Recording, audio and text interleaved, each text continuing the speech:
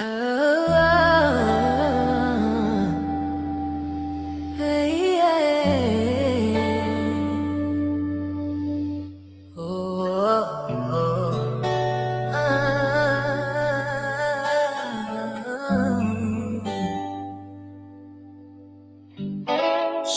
tears, but this time they shine. Pain became the proof, not a crime. Before we rise, we learn, we climb. Same tears, different time. To everything there's a season, and a time to every purpose under heaven. Ecclesiastes 3 verse 1. I walk that road where regrets repeat. Footprints made of fire under broken feet. Same mistakes try to pull me back, but the Ruach flipped that track. Old pain, now fuel, old scars, now teach. Grace rewrote what guilt can't read. From pit to praise, from shame to sign. Same tears, but the lesson mine. Same tears, different time. We don't drown, we redefine. Every fall became design. Same tears, different time. Yahuah turned grief to flame. What once was lost now bears his name. Same tears, different time. Mercy made the pain divine. Every setback built my call. Every silence built the wall. Try to hide my hurt behind success, but he let me loud in my man. Now purpose walk with every rhyme. Prophecy flow in double time. Yesterday's sorry became today's climb. Same tears but now line. All things work together for good to them that love Yahuah, to them who are called according to his purpose. Romans 8 verse 28. What broke me then now builds my faith. Don't curse the storm, I thank the rain. You use my tears to clear my sight. Now I fight with truth, not pride. Can I get by right? Yahuah in the chat tonight. Lift them hands, let the saints unite. Remind your hearts ignite. We.theassembly walk. Same tears, different time. Same tears, different time. We don't drown, we refine. Every fall became design. Same tears, different time. Yahuah turned grief to flame. What once was lost now bears his name. Same tears, different time. Mercy made the pain divine. I used to cry from fear, now I cry from all. Same tears, but a holier draw. They used to fall from guilt and lies. Now they fall when truth arrives. Every drop tells stories deep of nights I sowed and now I reap. So when they see the shine, they don't know the grind. Same tears, different time. We rise from ruin, different time. We rise refined, different time. We still cry true, different time. We not blind, different time. Who we be, different time. We the assembly, different time. Same tears, different time. Set apart destiny. Same tears, different time. Same tears, different time. We don't drown, we redefine. Every fall became design. Same tears, different time. Same tears, different time. Mercy made the pain divine. Yahuah. Remind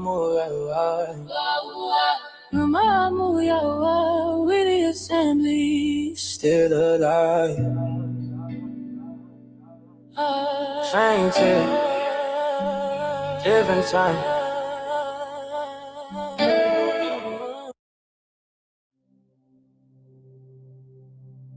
Hallelujah, Barak you, Yahuah. I walked through nights that had no dawn. Every dream I built fell gone, but somehow you were there all along.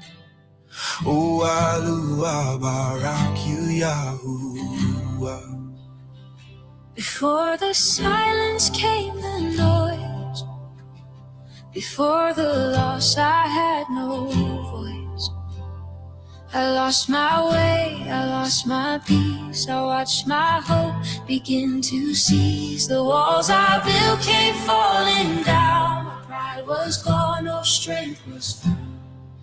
The business, the love, the plans, the flame, they burn to ashes. I hid my shame, but in the silence deep inside, I heard your walk whisper, you're still mine. Oh, Alu, Barak you, Yahuwah. Let's go. This is my testimony, my broken hallelujah. From the fire and the famine, you're still Yahuwah. You held the river in my chest till your Ruach said now rest. No tear had fallen to the ground till your love released the sound. This is my story, this is my song, of how you kept my cry so long. Yahuwah, you pulled me through. My testimony is you.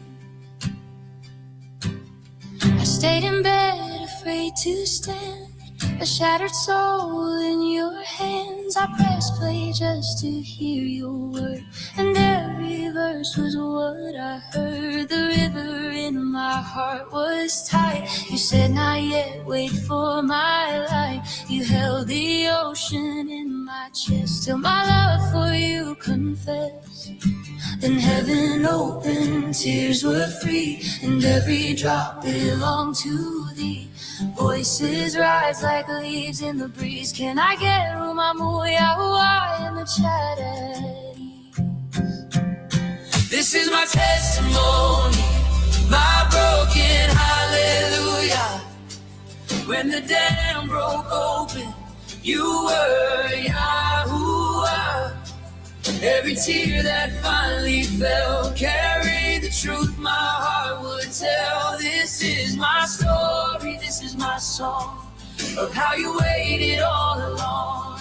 Yahuwah, you pulled me through. My testimony is you. Oh, Alu, Barak you, Yahuwah.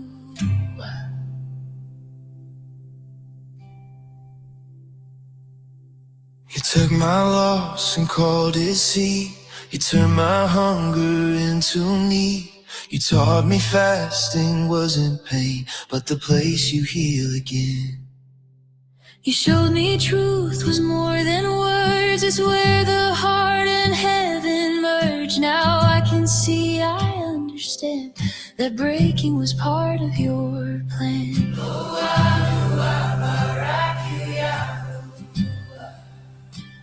you were near when I was undone. This is my testimony, my broken hallelujah. Through the storm, through the valley, you're still Yahuwah. When you let the flood flow through, it was not for her, but it was for you. Every tear that finally came was a whisper of your name. This is my story, this is my song. You made the weak stand strong. Yahuwah, forever true. My testimony is you. Oh, Alu, Barak you, Yahuwah. Barak Yahuwah, Ruach breathe through all I do. Every tear was yours before it fell. My testimony is you. Barak Yahuwah. Mishpaka, that song is actually my real testimony. It was a journey to this point. I'm in Palal that you guys enjoy that song, and if you're new, take a look at the song again. Check it out on our playlist. If you're on YouTube, It's in the description for the for our public playlist. And I'm in Palal that it's a song that will give you encouragement when you're going through your trial. You know, scripture says that Yahuwah wakes us up through our trials and tribulation. That's how we find him. Without trials or tribulation, you're not going to find him. That's what the book says. That's not what I said. That's what the book said. And it says, and yeah, I was brokenhearted. I was brought to my knees, and it was one of those times where I just decided, you know, I'm gonna open up this book for real and see what's really going on. And I found him. And just Barak Yahuwah. Shabbat Shalom, by the way, Mishpaka. Mishpaka, I just want to also let you know, if you're watching on replay, you can go ahead and skip past all this. We're hanging out for about maybe 30 minutes. We're going to listen to some music. We're just going to do some praise and worship. This is our little community lobby that we do. And so if you're here now with us, the Mishpaka, normally they tag other Mishpaka. Mishpaka means family. They share. If you feel moved to share, you could do that. You're not obligated to share. And I just wanted to let y'all know that we're just going to jam out for a little bit. So if you're new and if you're on replay, you can just go ahead and skip ahead to our extra study. If you don't want to listen to any music, that's totally fine. But let's get back to some music. I really wanted to hit that deep stuff, you know, that because I know that we got a lot of new people that's coming in that are going through things, and we just want to let you know that you're not alone. Mishpaka, if y'all know what I'm talking about, let them know. Put it in the comments. You're not alone. You're not alone. All of us either going through or we're in the process or something to that nature. Just know that if you are going through something, you're actually in the book, and that's a good thing. Barak Yahuwah. Mishpaka. Let's chat for a moment. Many of us have said the same words in different ways. I feel alone. I feel empty. I don't fit anymore. I love Yahuwah, but this hurts. We left the noise. We stepped away from comfort. And now the silence feels loud. Scripture already told us this would happen. They shall put you out of the synagogues. Yes, the time is coming that whoever kills you will think he offers service to Yahuwah. John 16, verse 2. Separation comes before overstanding. Loneliness comes before clarity. Many of us are grieving traditions, old lives, old comforts, even old versions of ourselves. Some of us feel like the world looks fake now. Some of us know we can't go back. Some of us feel stretched thin, like we're standing between two worlds. And that tension hurts. Enter by the narrow gate, for wide is the gate, and broad is the way that leads to destruction. And many go in by it, because narrow is the gate and difficult is the way which leads to life. And few find it. Matthew 7:13-14. The narrow feels lonely. Because it is narrow. Narrow feels lonely when the crowd falls away, when voices grow distant and nights feel long as days. Narrow feels lonely when comfort breaks apart, but truth doesn't knock softly, it presses the heart. Narrow feels lonely, but it's not the end. It's where Yahuwah whispers, come closer, my friend. This is not punishment. This is not failure. This is not you doing something wrong. This is Yahuwah pulling us out while we're still in the world. I will bring her into the wilderness and speak comfort to her. Hosea 2 verse 14. The wilderness is an abandonment. It's a private conversation.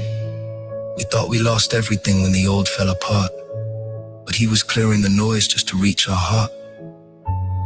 Narrow feels lonely, but we're not unseen. We're being retaught how to breathe, how to lean. We don't fit the old rooms anymore. We don't laugh at the same things. We don't chase the same voices. And that's okay, because we fit scripture now. Come out of her, my people, lest you share in her sins. Revelation 18 verse 4. Coming out feels lonely before it feels free. Can I get Barat Yahuah in the chat? If you felt the pull and you can't go back. Drop Ruach, Yahuah, if your steps stay straight. Down, down, down. Tight narrow feels lonely if you felt that way. We the assembly, walking this road as one. Not many voices, but hearts aligned, undone. If you feel lonely, stay. If you feel exposed, stay. If the old world feels empty, stay. The stage passes, the clarity stays. Yahuwah is near to the brokenhearted and save those crushed in spirit. Psalm 34 verse 18. Narrow feels lonely, but it leads to light. Through quiet nights and refining fire, we lost the crowd but found his voice. And even alone we made the right choice. You are not behind, you are not broken. You are being called, you are being called. Narrow feels lonely, but it leads home.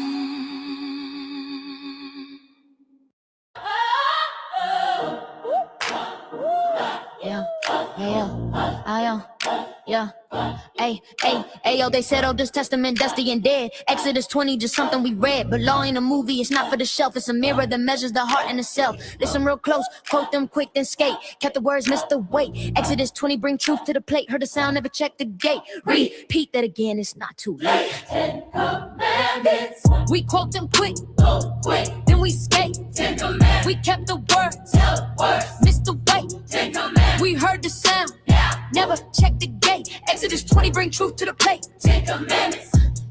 Yeah. Wonder whether gods keep Yahuwah first, but we chase what they sell and we thirsty. If money the master, we serve it in fact and pray for a blessing while living in lack. To no graven image, no carved out trust. We bow to a picture, call a picture must. Greek paint, Roman frame, English disguise. Never ask who sits above the skies. We say Shamayim in a hymn real sweet, but never ask whose name we repeat. Don't take the name and treat it like slang. We swap it for titles, call it the same. We say G-O-D, say L-O-R-D, like that's the name. They wonder why worship feel hollow and tame. We say Jesus, like that's what they call. They get uncomfortable when truth gets rinsed off. If we won't check the name, we won't check the root. If we won't check the root, we won't bear fruit. Yeah. We won't bear fruit. If we won't check the name, we won't check the root. If we won't check the root, we won't bear fruit. Yeah. We won't bear 10 commandments, 10 commandments, 10 commandments, 10 commandments, 10 commandments, 10 commandments, 10 commandments, 10 commandments, 10 commandments, 10 commandments. Whoa. 10 commandments, 10 commandments. Whoa. Yeah.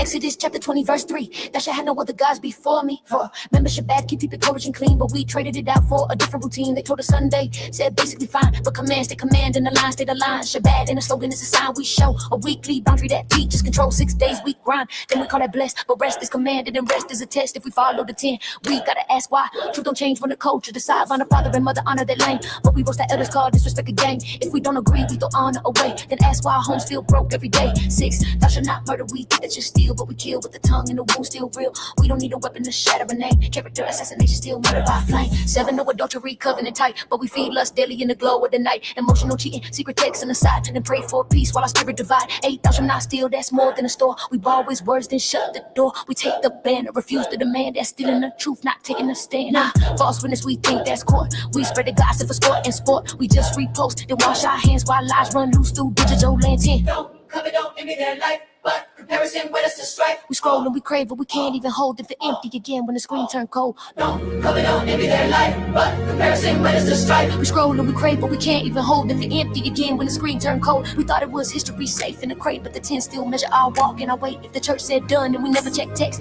that ain't freedom, that's confusion. Dressed Yahuah, give commands, not a foggy excuse. If we love the truth, we tighten the screws. Yeah. Seek time commandments, 10 commandments.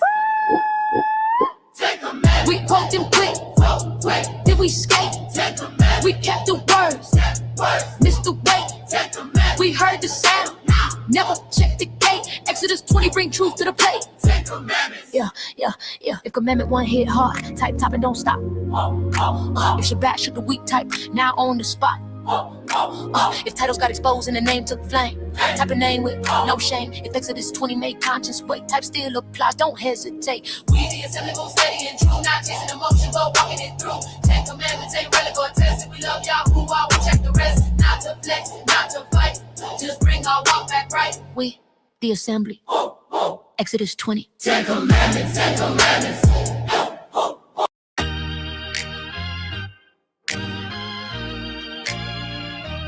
Yahuwah sees every whisper lie. Hey, false witness rising, But truth gonna fly hey, Jezebel spirit operating in the night. yeah, manipulation's weapon. About to lose its mind. They spreading rumors like wildfire, trying to destroy character assassination, but Yahweh's deployed. 1 Kings 18 shows Elijah stand so bold against 400 prophets. Truth gonna unfold. Nehemiah chapter 4 says turn their approach around. Every false accusation gonna fall to the ground. Psalm 109 declares judgment on lying tongue. Every weapon formed against truth ain't gonna be sung. False witness, You can't stand. Yahweh's truth gonna break your plan. Jezebel spirit, Yo, time is done. manipulation falling, victory already won. Let's go.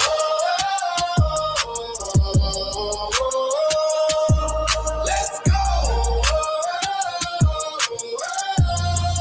Yeah. Jeremiah 18:21 shows the prayer of exposure. Every hidden plot getting ready for closure. They digging pits for righteous, but Yahuwah sees clear. Their own net's gonna catch them, judgment drawing near. Zechariah 2:8 says touch his people, touch his eye. Every false witness gonna feel the reason why. Ruach moving through truth, can't stop what's been ordained. Every lying spirit about to be unchained. Matthew 18 shows the confrontation strategy, bringing truth to light with scriptural clarity. First exposing private, then with witnesses stand, revealing manipulation across the land. When heart stays hardened after multiple attempts, Yahuwah's judgment comes without any pretense. False witness thinking they can hide their design, but every whispered lie gets exposed in divine time. Don't believe me? Fact check me. Scriptures revealing spiritual strategy. We the assembly standing strong against every lie, exposing manipulation before the Most High. Every hidden meeting, every secret plan, Yahuwah sees through their manipulative hand.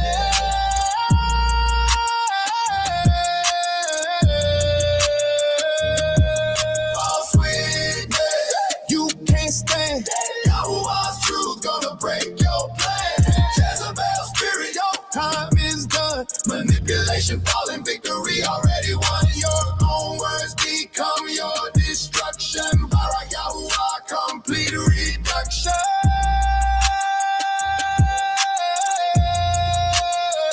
Can I get a Barak Yahuwah in the comments, please? Shalom is Bakah, truth is breaking free. Rumamu Yahuwah, lies can't remain. False witness falling, Yahuwah's is reign.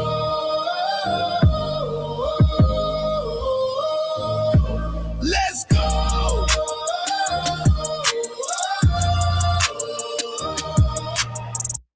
Miss Paka. Look, I got to talk to y'all for a second. We dropped some new music. As a matter of fact, the third one just dropped right. I've been waiting for it to process like all night. Now here we are.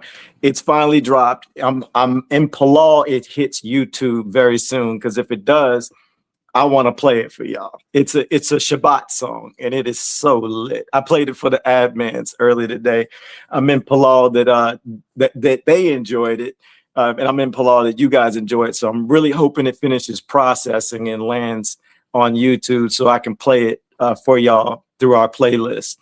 But I want to talk about this next song that I'm going to share with y'all.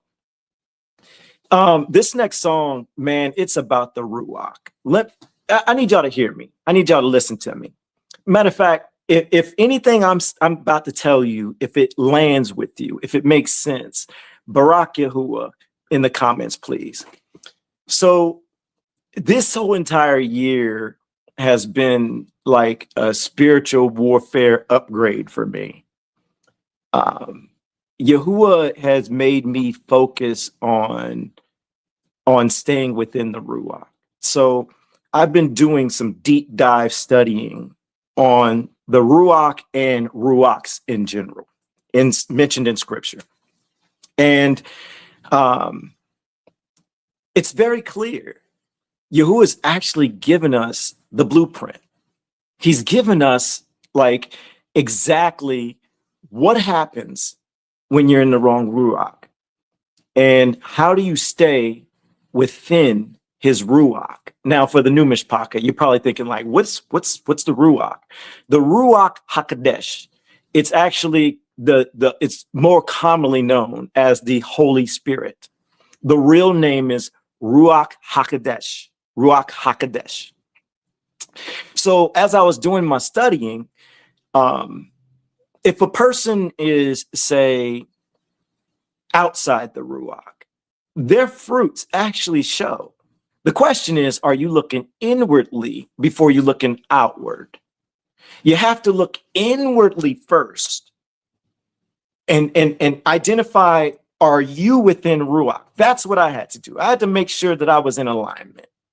So here's some things that I've learned. And please, please, please, take a look at this. We're gonna have a study on the Ruach. I broke it all down. It's kind of already, but we got this study. We got part 3 to do, which is on the renewed covenant. I'll talk about that a little bit later. Then we have an end times prophecy study that we're gonna do. Focused on the mark of the beast and all of that. And then we're going to do the Ruach. So we got a few studies to get to before then, but don't wait for me. Don't wait for me. Go check this stuff out for yourself. I had to ask Yahuah, like, okay, so if I'm going to be in your Ruach, what is the Ruach according to the book, according to scripture? And I had to be ready to be uncomfortable because I didn't know what to expect, really. I kind of had an idea. Right. But I needed those confirmations. I needed to check those boxes off for myself. So let's run through some simple stuff for the Ruach. Just simple stuff. Patience. Patience is big. I've learned so much patience just waiting this whole entire year is big. Patience. So if you find somebody rushing into stuff, or they're too quick to speak, or they're quick to throw stuff out there, then they're probably not in the Ruach. Or impatient to do things, patience is the Ruach. Okay, love. That's fairly simple, right? Love. Well, a person would turn around and say, well, I can love them from a distance. You better make sure your heart is in the right place. Because I've seen people say, I love somebody from a distance, but once their name comes up, or they might see something about them online, and they just kind of get in their feelings. You could tell. They'd be like, oh, well, they get that attitude, that type of vibe. That's not Ruach. They're loving them from a distance. That was a slogan they threw out.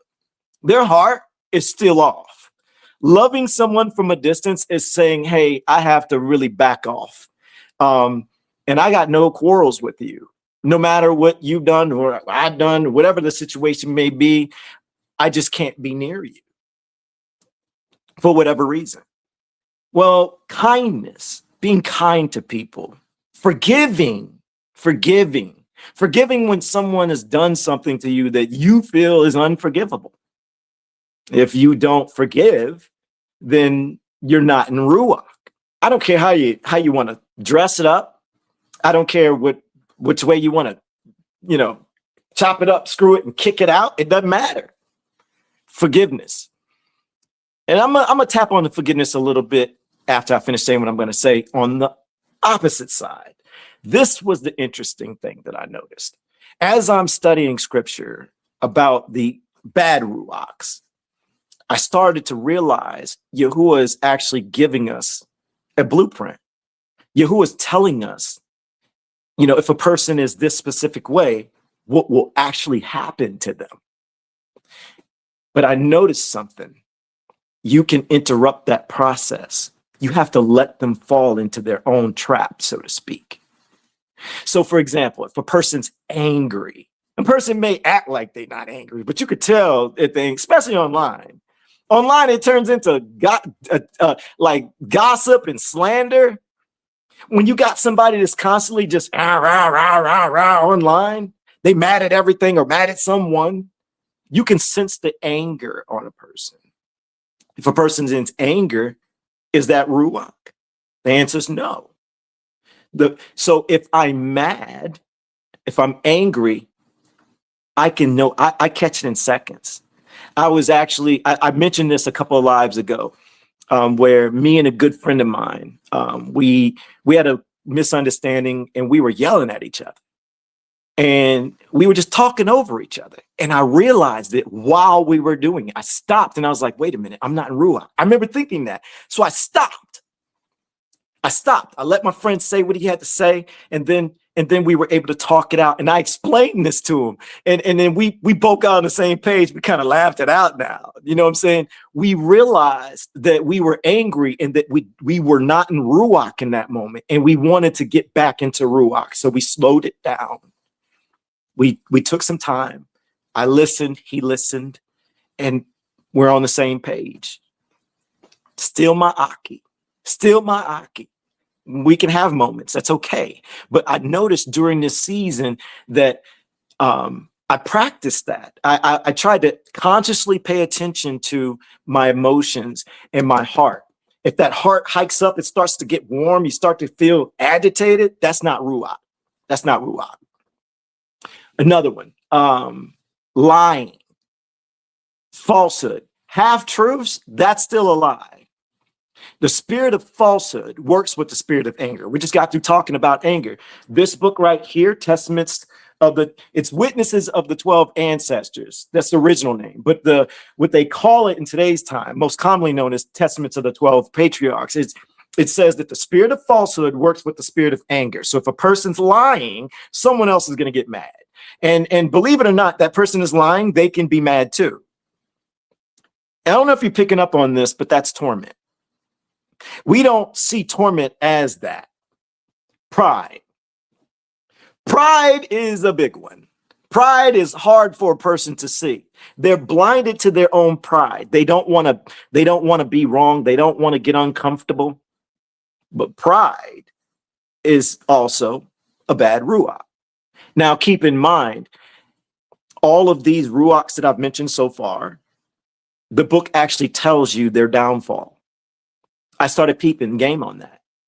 I'm going to paraphrase. Like it says, if a person's lying, if they're slandering, if they're gossiping, online, it's full of slander and gossip, right? Right. What happens is if you allow them to lie, it ends up falling back into their face. I had to believe that. So when I'm looking at scriptures, I'm like, okay, so if a person's lying and if I know they're lying, then all I got to do is let them lie. Here's the thing. Here's the catch. If you enter in, if you participate, if you defend yourself, or if you try to, hop in and correct that lie, you're going to mess up their process. That's not patience. You're not this was long with it. You got to trust Yahuwah. Doesn't he say that he's your defender? You have to believe that. If you interrupt the process, you're going to end up messing up the whole thing. You hit the reset button. The lie resets, and then you start something else. They never get their downfall because you interrupted it. Same thing with anger. They fall. Gossip, they fall. Slander, they fall. But the problem will lie when you jump in and you speak on it. If you address it, you got to trust Yahuwah. What else are y'all hearing? Can I get be still in the comments, please? You got to be still and you got to trust Yahuwah. He says he's your defender. I noticed that. I'm like, yo, put it this way. Let's just pull back from Ruachs for a moment and let's think about everything we've learned so far. Has Yahuwah been accurate with the book? Daniel 12, he described the statue. He said this was Babylon, the gold. He said the silver, the arms and the arm and the chest was Medo-Persia. He said that the abdomen down to the thighs is bronze, and that's Greece. And then the shin area, the leg area, that's iron, that's Rome. And then he says iron and clay at the feet. Well, history showed that he was right. Do you know that all those civilizations use that in their war, like their stuff? Rome had silver on their armor. Greece had bronze. Is this adding up? Not just that. Didn't he also say that his people were going to lose their identity? Right? Didn't he say that they were going to be taken from another nations, the Europeans? Then they were going to be brought to another land that they don't know their language. They don't know the land. They don't know nothing was going on. You get it? So the thing is, if you believe him on all those, so when he tells you to be still don't mean, hey, man, can I talk to you about such and such? Or hey, I heard about, you had such and such going on. And yeah, man, that you speaking on it. You speaking on it. That's not being still. That's not being still. You got to learn how to be still. Being still means zip your mouth and you don't speak on it. When you speak on it, here's what you speak. Here's how you do it in your head. This is your secret place. The book says that Yahuwah is the only one that can hear your heart. Nobody else can hear hear what you're thinking, but Yahuwah knows your thoughts. He examines our hearts. He examines us. So you can talk freely here. The problem is you don't think that you're going to get conversation back. Oh, you'll get it back. Don't expect any conversation. Just talk. Just talk in your head. And when you do talk to someone, make sure that you've already examined their fruits. Make sure it's someone you can trust or people you can trust. Make sure they're people within Yahuwah. That's just some little side note advice. Okay. When you allow that person to set their own trap, to fall on their own, if you pay attention, you could tell that they're torturing themselves. You got somebody probably talking about you nonstop all year long. It's almost like you living rent-free in their head. That's torture. That person doesn't see that. And if you just ignore it and talk here, when you're bothered, when you're upset about something, you take it to Yahuwah in your mind. And that's where you can turn around and let it loose. But don't just let it loose. You want to ask him. First off, here's one of the things I always do. I want to arm you. I tell Yahuwah, I don't want to participate. This is my thoughts. I don't want to participate. Yahuwah, I know that these Ruachs are your weapons. You created them. You control them. You're using them to correct us. If a person's studying, they'll pay attention. They'll catch that. These Ruachs he can turn the Ruach of pride up on you. because he knows you're prideful and you won't repent. You won't take it to him and apologize. You won't recognize it. So what is he going to do? He'll make you have it more. Why? Because the more you have, what do they say? What comes, pride then the downfall, right? Something like that. I don't know. Slogans, whatever. It's a real thing. Same with anger, lying, gossip, slander, strife. You know, especially like if you see somebody causing strife online on Shabbat, that's clear fruits of not being in a Ruach, right? Is this landing? If this landing, can I get a Barak Yahuah in the comments, please? This by far, I'm going to be honest with y'all. When I finished this song, this right here turned into my favorite song. There's something about this song. I just love this song. Barak Yahuah. Let's get it. Before you look at them, check you. Before you call it discernment, check fruit. Before you say I'm in a Ruach, let the book prove it. Yeah. Sit back first, watch what you say. Watch how you move day after day. If you still angry, you can't gain peace. If you still lying, truth won't stick. If you still proud, but say you chosen, that fruit already got your mouth exposed in. Gossip in private and slander online. Then quote a verse like that spirit divine. Fruit don't lie, that tree gon' tell on itself. What's in the heart gon' come out by itself. You can say Yahuah all day with your lips, but if pride, slander, and hate lead you, your vessel done split. Looking with first is the first real test. Not the comments first, not the miss. If you can't check you by the book you read, then you just talking while your own roots bled dead. Matthew chapter 7, verse 16. Ye shall know them by their fruits. Fruit reveals the Ruach. Every time, no hiding. Fruit reveals the Ruach. Stop the fake disguise. If it's strife that ain't from above, if it's slander that ain't from love, fruit reveals the Ruach. Every time. Now watch the pattern, it's wide open. Half truth clips hold, crowd frozen. One person mad, now 10 more pile on. Nobody check twice, not allowed for grown. Character killing in the comment section. Pride in the tone, but they call it correction. Using the name while the flesh still steering. That should tell you what spirit you hearing. If they rage first, question the message. If they mock truth, question the leverage. If they love strife and stirring division, that fruit already made the decision. And if you co-sign, echo, repeat it. You didn't just hear it, you help feed it. Now that same Ruach got room in you. That's how the poison keeps moving through. Matthew chapter 12, verses 36 through 37. Every idle word they shall give account in the day of judgment. By thy words justified, By thy words condemned.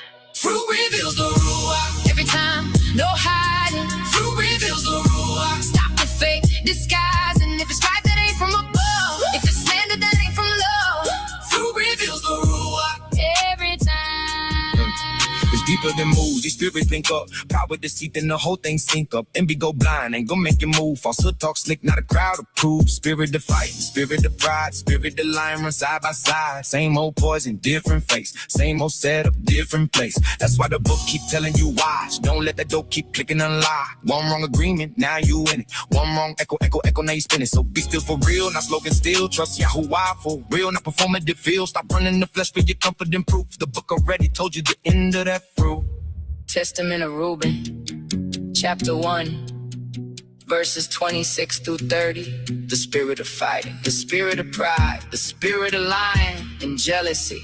It practiceth deceits, spirit of injustice. Anger versus patience, pride versus meekness, lying versus truth, gossip versus guarded tongue, strife versus peace, envy versus contentment. Check what's growing in you, that's your real alignment. If you repeated, you part of it. If you defended, you part of it. If you entertained it, you part of it. Then wonder why your peace got robbed from it. Don't repost it, don't spread it. Don't dress it up and call it lead. Don't use scripture to shield your flesh. The fruit gon' show a spirit led. Fact check me.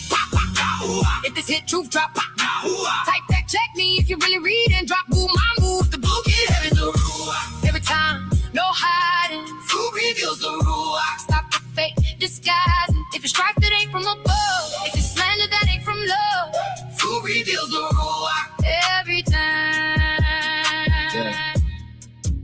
we.theassembly. Check your fruit daily, and let the book weigh theirs. Who reveals the Ruach? Every time.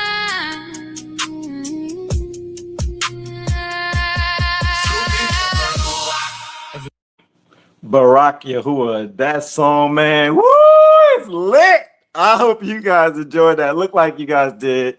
That dropped yesterday. Y'all, I got later on. I think we're gonna be able to play the new Shabbat song. I can't wait to play it. So I hope that you guys stick around long enough to hear the new song. But I just want to play one more song. This song right here is so lit, man. When I dropped it, I was like, Yahuwah, man, this one right here go hard. I don't even know what else to say. But if you know the truth, then you gonna get this song. So real quick, I just got to throw this out there. If you're from America, you considered American, right?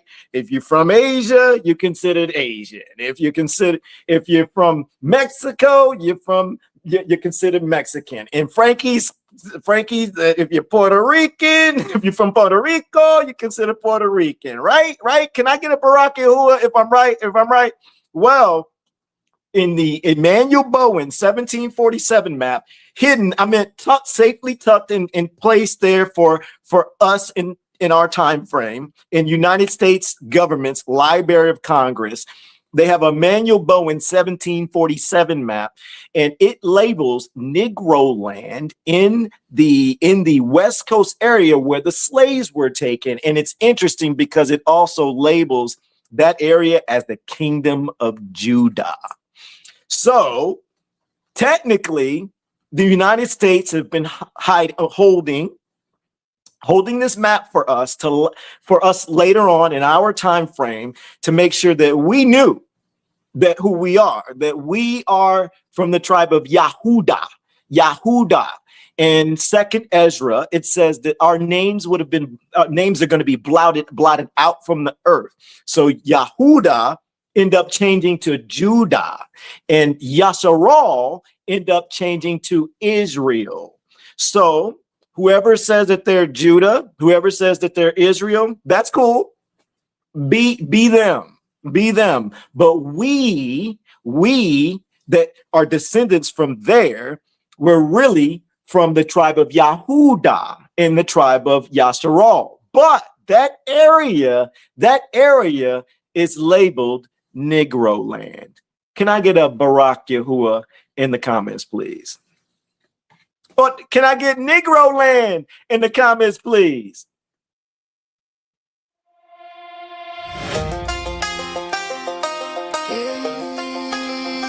They told you Africa. They told you Africa.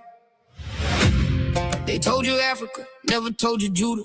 Told you slave ships, never told you future. Told you Negro like it fell out the sky. Never told you the book said your fathers would cry. At the West Coast, chained up, or bloodline moved, and they changed your name and called that proof. Now you in Babylon with a proverb face, still trying to find your people in the civil rights page.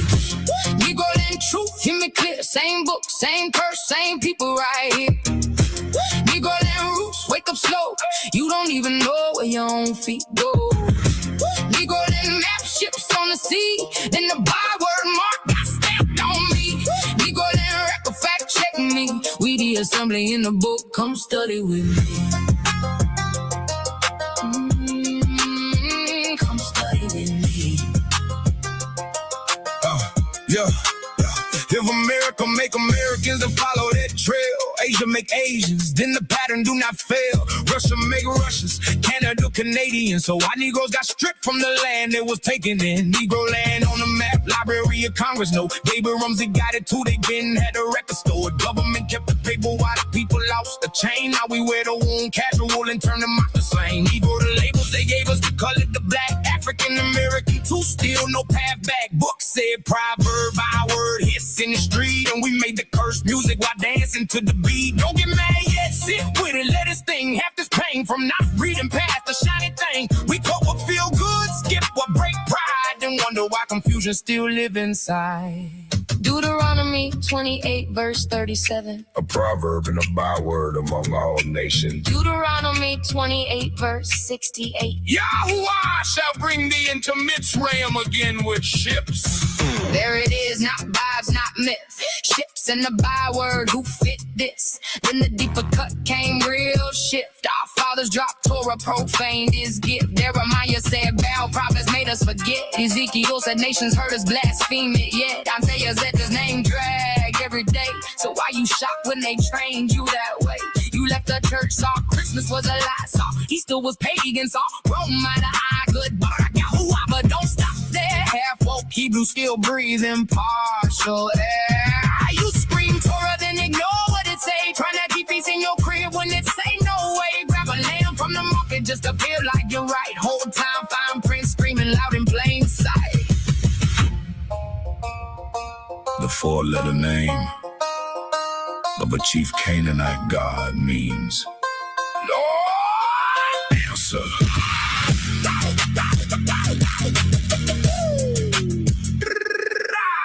Still calling him Lord, don't know what you're saying. Still using the title while Hosea kept praying. Still saying you woke cause you stepped out the church, but the book keep digging and it still got work. You say my Lord, but I ain't checked the root. Said normal, never question truth. Passed it down like it came from above.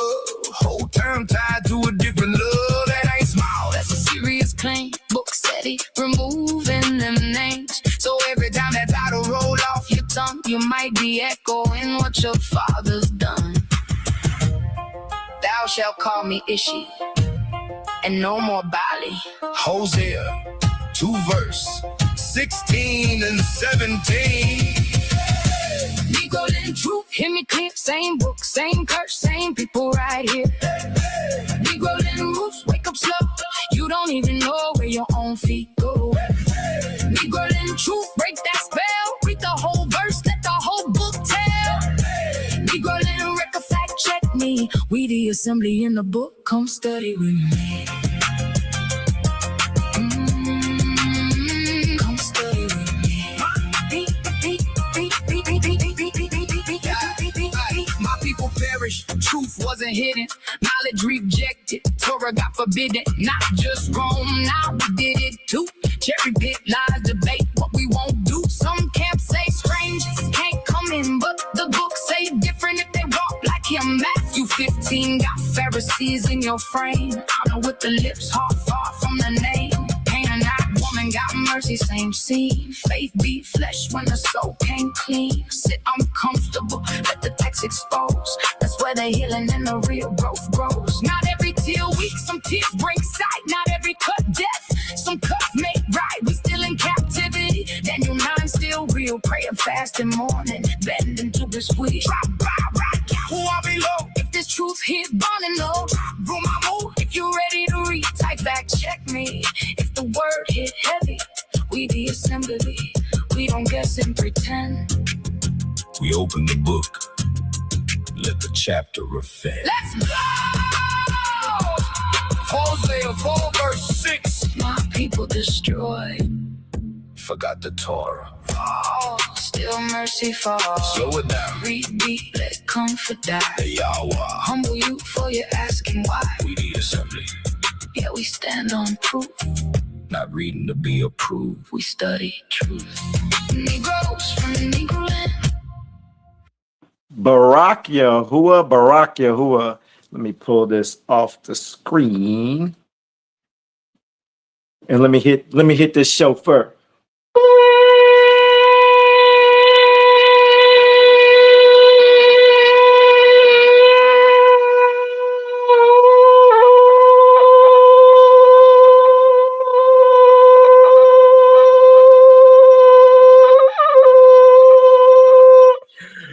I almost got a second win. I couldn't pull it no more. Shabbat Shalom, Mishpaka. I know we got started a little late, but I hope you guys enjoyed the music. I hope you guys got a lot of value from what we just spoke about with spiritual warfare. I can't wait to do that study. Mishpaka, today, please have your books. Please have your books. If you're new, Mishpaka, as a matter of fact, drop in the comments. Can I get a disclaimer and drop what book you're using for the new Mishpaka? Vets, I need you. Y'all are just as important to this study as what we're studying. Why? Because you're letting all the new Mishpaka know that, hey, they're not alone. Everybody started here. We all started clueless. We got in the book and it all started making sense. Why? Because we slowed down. We started reading line by line, precept by precept, considering everything, taking it to him, and everything started clicking. And just like the book says he teaches us through scripture. We don't learn from no camps. We don't learn from no people. We took whatever we were hearing from the traditional church, and we grabbed that and we balled it up and threw it out the window. We don't take none of that old understanding. We don't do none of that spiritual stuff here. We are real. We're honest. We're to the point. I think you're gonna probably realize that with myself. I'm kind of loose with the lips sometimes, and some sometimes stuff just be coming out. I don't know. So if you're that churchy type, this ain't gonna be the place for you. If you want just chill, Mishpaka, they all in the comments, all of them, they just as authentic and honest as I am, especially like people like Frankie. You're gonna get to know Frankie, Mishpaka. You're definitely gonna get to know Frankie, and then a few more of the characters. I saw you, Thunder. What up, Thunder? And I use the Hallelujah scriptures the most. I also have my Sefer. And I have my remix, my trusty remix, King James. I peek in here from time to time, very rare. And I got this big old bad boy of Greek. I just like having it next to me. That's it. It's just there for show. I can't even read like the wording in that. It's just too much. But for the Mishpaka that do not have scripture today, we're actually going to go back to the scripture studies. The guides. I have a guide that it's not fully live.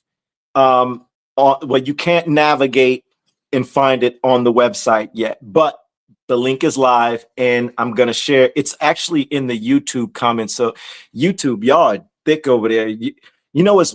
Marilyn, you know what's so crazy? Sis, like, majority of our Mishpaka come from Facebook. You know that. Like, Facebook was running deep. But it seems like YouTube is 147 people over there, as opposed to Facebook, there's 111. Like, it's flipping. Like YouTube, y'all over there deep. And if you want this study guide, just click on the description area and then look and you'll see the study guide. But don't hit that yet. Just chill with me. I'm gonna have it on screen. We're gonna go through it together, and we going line by line. All right. Also, let me see here. Yeah, I wanted to share that, and I got everything. Yeah, I think that's it. Let me go ahead and share. No. I know what I want to do first. We're gonna watch a little clip, a little video. My bad, Mishpaka. I got to pull it up. And y'all, please don't let me forget about the new Shabbat song. It like legit just processed through on YouTube as we started this live. So I'm really excited about letting y'all listen to that. We'll listen to it later at the end. Oop, my bad. There we go. All right. Gonna watch a little small video. Can I get a Barak Yahuah in the comments, please?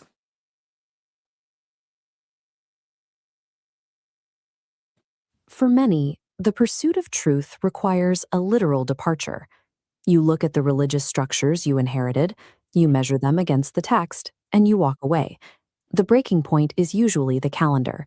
You realize the mainstream holidays, the winter festivals and spring fertility rites, have zero roots in the biblical records.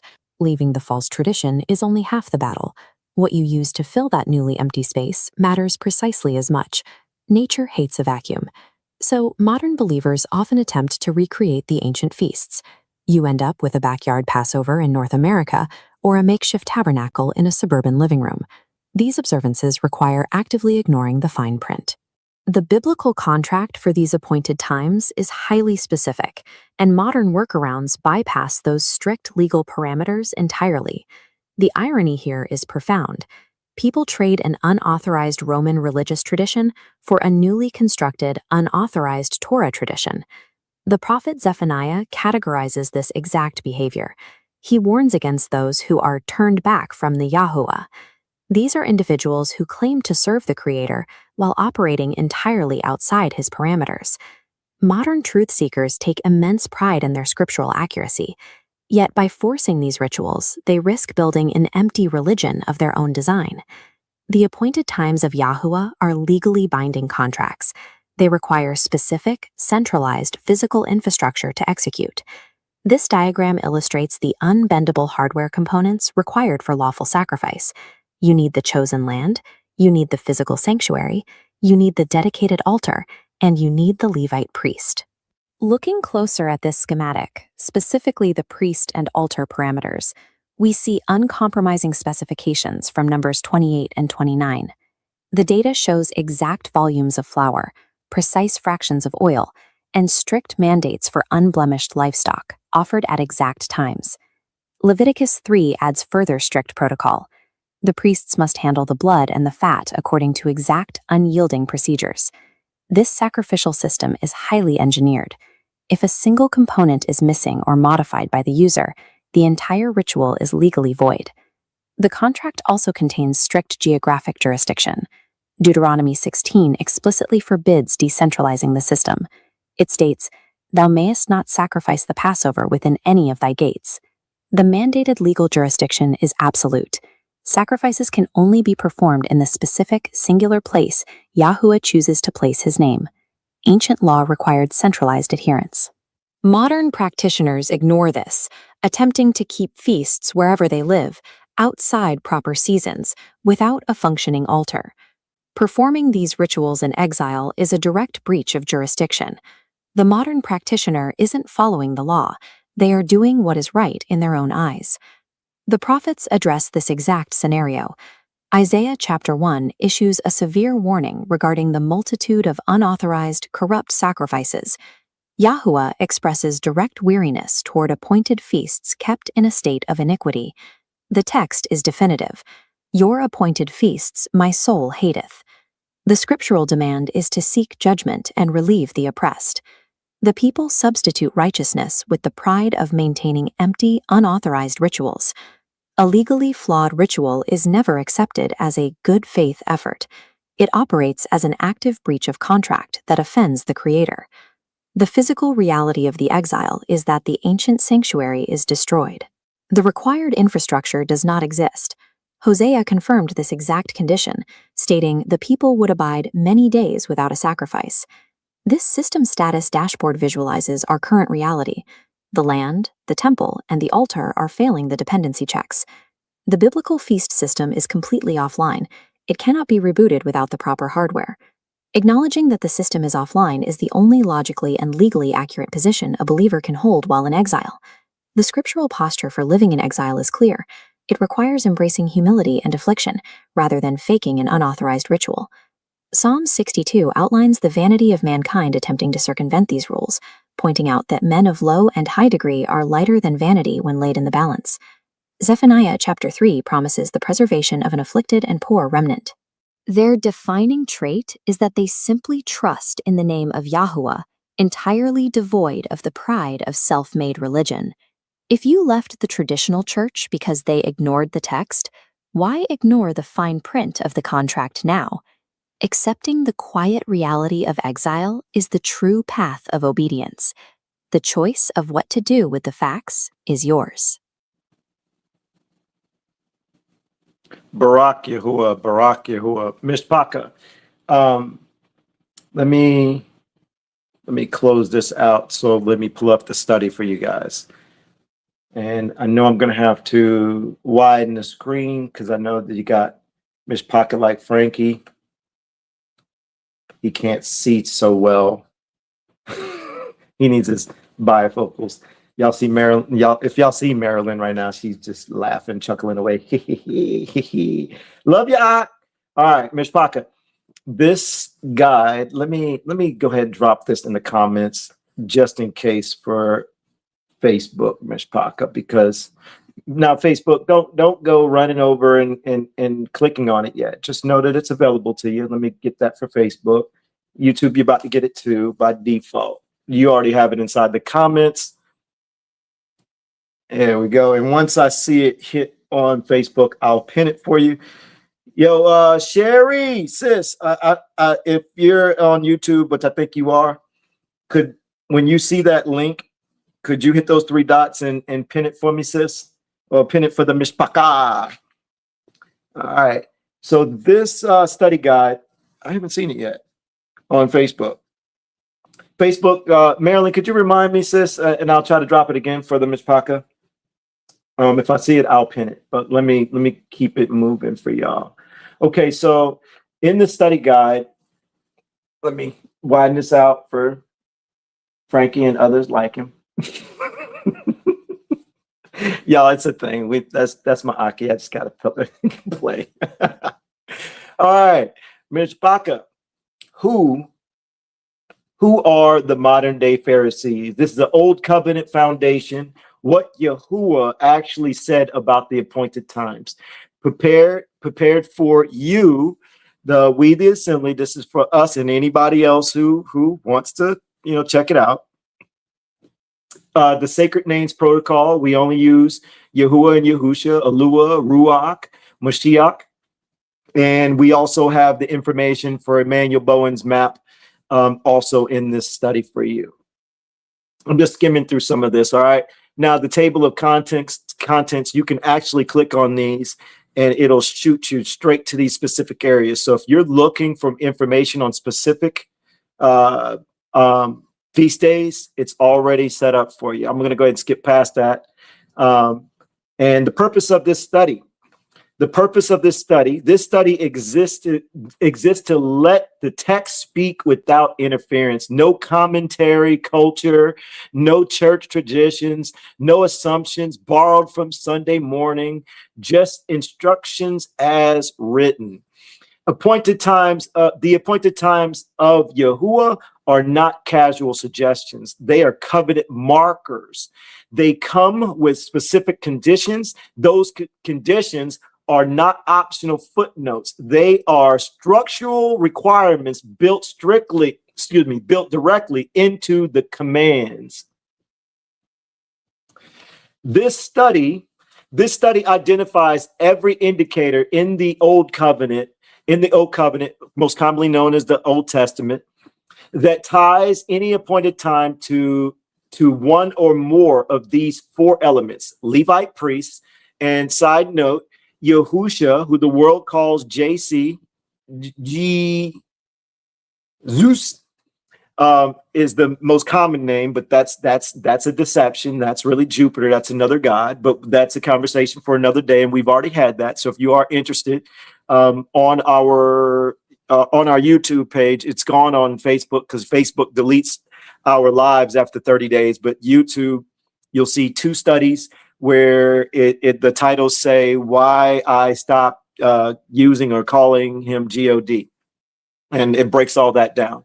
The altar, the temple or sanctuary, and the land itself.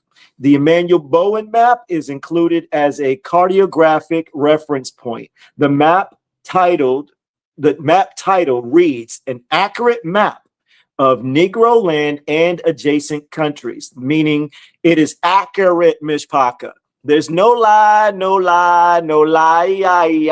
if it says that it's accurate, right? Can I get a Barak Yahuah if you agree with that? That word accurate was not placed on the title casually. Someone with authority verified that the map and verified that map and stamped it with declaration. If the land of the biblical covenant is located in Africa, and it is, and the seasons in North America run 6 months opposite of the African calendar, then doing the appointed times in North America by American seasons create creates a double misalignment, wrong location, wrong season simultaneously. Mishpaka, for the new Mishpaka, or for any of the Negroes from Negroland that don't really know they from Negroland, or you talk about Deuteronomy 28, that we the people, and not even realizing the map actually is labeled Negroland. So I can safely call you a Negro. I'm a Negro from Negroland. That's where my descendants came from. Give me another one, Maryland. So, yeah, you Negroes need to understand that Africa, since you've identified that it's Africa, New Mishpaka, I told y'all this is what you get. I hope that's all right. Well, it's going to be all right. If it ain't for you. Love you, Barak Yahuah. But if the land is in Africa, then that means spring would be where the month of Abib is, right? That's what scripture says, and we're going to run it. We're going to run across that. So if spring is the month of Abib, that means spring in Africa is around September, October, November, not March and April. So everyone, all the Negroes and anybody outside the Negroes, other nations and Gentiles or I don't know, strangers, the book calls it all that, and, Negroes, and you got the other. Anyways, we'll keep going. Everybody who did Passover, you were in error. You just went up against your creator, and we're going to show you book. We're going to show you book. All right. So I hope that land. Did that land? If that landed, can I get a Barak Yahuah in the comments, please? This study. Oh, let me widen this screen out for y'all, Mishpaka. This study does not resolve that question with a single sentence. It shows you what the text requires. You can sit with that. Barak Yahuah. All right. Deuteronomy is going to be our framework. We're going to focus on Deuteronomy as the focal point for everything and the chosen place. Let me bring the screen up. All right, so before looking at each individual feast, the governing framework must be established. Deuteronomy sets the boundaries. Everything else must be read inside those boundaries. Mishpaka, if you got your books, meet me at Deuteronomy chapter 4. We're going to verse 2. Where's my pen at? Deuteronomy chapter 4, verse 2. Let me know in the comments when you are there. Deuteronomy chapter 4. Let me know in the comments when you are there. I'm almost there. I just completely passed it. I was there. I'm sure y'all beat me already. It's all good. 10, 9. Went to numbers. My bad. Here we go. I'm almost there. I'm everywhere. Chapter 5. Boom. We at 4. Hold on. We almost at 4. We are at 4. We are at 4. Mishpaka, I'm going to read it for you. They there? They there, Marilyn? Yeah, they there. Everybody beat me to the punch. That's all good. All right. Let's see. Let's get it. Wait. Verse 2. All right. Do not add to the word which I command you, and do not take away from it, so as to guard the commands of Yahuwah, your Eluah, which I am commanding you. Can I get a disclaimer in the comments, please? Now, whatever version that you're reading, if you got a KJV, you have what is it, ESV, NIV, whatever version that you got. If it says God, just follow along with us. It's important for you to understand the storyline over the lie. So if you don't have, one of the translated books, the restored text, just know that every single book out there has errors. This one has errors. Sefer has errors. King James is definitely errored up. Everything has errors. You're not going to find a perfect copy or a perfect. You're just not. You're not. So if someone's telling you, you got to have this book, you got to have that book, you shouldn't use this one, you shouldn't use that one. No, in this community, we like the fact that everyone is using different books. We're all studying together. And what you're going to notice is it's the storyline. All they did was take They did this right here. Let's say this is the truth with the real names and the real information, right? Right? And the remixed King James is remixed. It is completely off with the names. It's wrong. But the wording is right. The storyline is there. So what they did was they took the true storyline and they changed the words and they taught you another angle. So therefore, you got a lie laying on top of the truth. You can actually find the truth in this remix if you just simply say, okay, so if it says G-O-D, that means Yahuwah's name was there. So it's Yahuwah. If it says L-O-R-D, we like to say Alua, Alua. Alua means mighty one. Elohim means many gods. That's Baal worship. That's another deception. So the Sefer has Elohim. This one, right, or it has Elohim or something like Elohim or whatever. This one has Elohim. So when you hear me say Alua, that means I threw it in there mentally. See how that worked? If that landed, can I get a Barak Yahuwah in the comments, please? All right, so thank you, sis. Thank you, sis. Okay, so what did we just learn in verse 2? Yahuwah said, he said, do not add to this word. So do not add at all. Don't change nothing. And which I command you, and do not take away from it, so as to guard the commands of Yahuwah, your Alua, which I command you. So he wouldn't just say that for no reason if he didn't know that they were going to mess with the word. I mean, let's just be real. If he knew they weren't going to do it, that verse would not be in the book. In whatever version you got, can you put your version and put same if it says the same thing?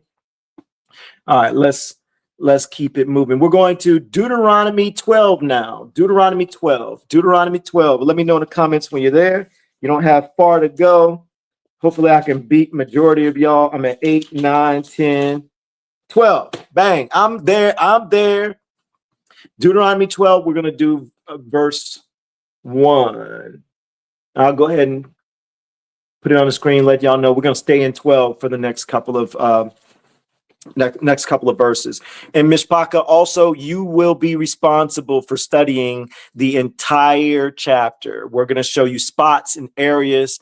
Okay, so if I don't tell you this, first off, it's my responsibility to make sure I remind you that it is your job to study to be approved. Study to be approved. You're starting it by hanging out with us. We're doing our best to try our best to stay studied to be approved. But at the same time, the things that we do not cover within these chapters is your responsibility to study on your own. We want you to examine our fruits. We want you to see if we're really in the book, see if we're literally, if we're really doing this thing for real. And if we are, then don't just still, we don't want you to just trust us. We don't want you to believe us. We want you to fact check us. So if you're new, you'll realize there's going to be a ton of growth. There's going to be a ton of growth if you go a little deeper on your own. So, for example, we just did Deuteronomy chapter 4, verse 2. That means you need to be writing down. It's your responsibility to study the entire chapter of Deuteronomy 4. You want to make sure that we're not deceiving you, and you want to make sure that we're not deceived. Is that fair, new Mishpach? If you're new, and they're going to be some vets. There's going to be some vets. I know Ali always does it, and a couple other people. I don't know. But if you're new, is that fair? I need to know if it's okay. You can comment. Don't be afraid. This Mishpaka don't bite. They don't bite at all. There's a couple of people in the comments. If they were next to you, they probably would bite. Shoot, Thunder don't bite. He might like poke you. And there's a few other people. Sean Lewis, you ain't no newbie no more. Sean don't bite. I don't think so. But Sean might throw stuff at you. I don't know. But it's all in love. It's all in love. Barak Yahuwah. All right, we're going to Deuteronomy 12, verse 1. These are the laws and right ruling which you guard to do. Do y'all see the next words? In the land which Yahuwah Yahuah of your fathers is giving you to possess all the days that you live on the land. Wait a minute. That's a land requirement. Did y'all catch it? Let me know in the comments. Caught that. Caught that. That's specific.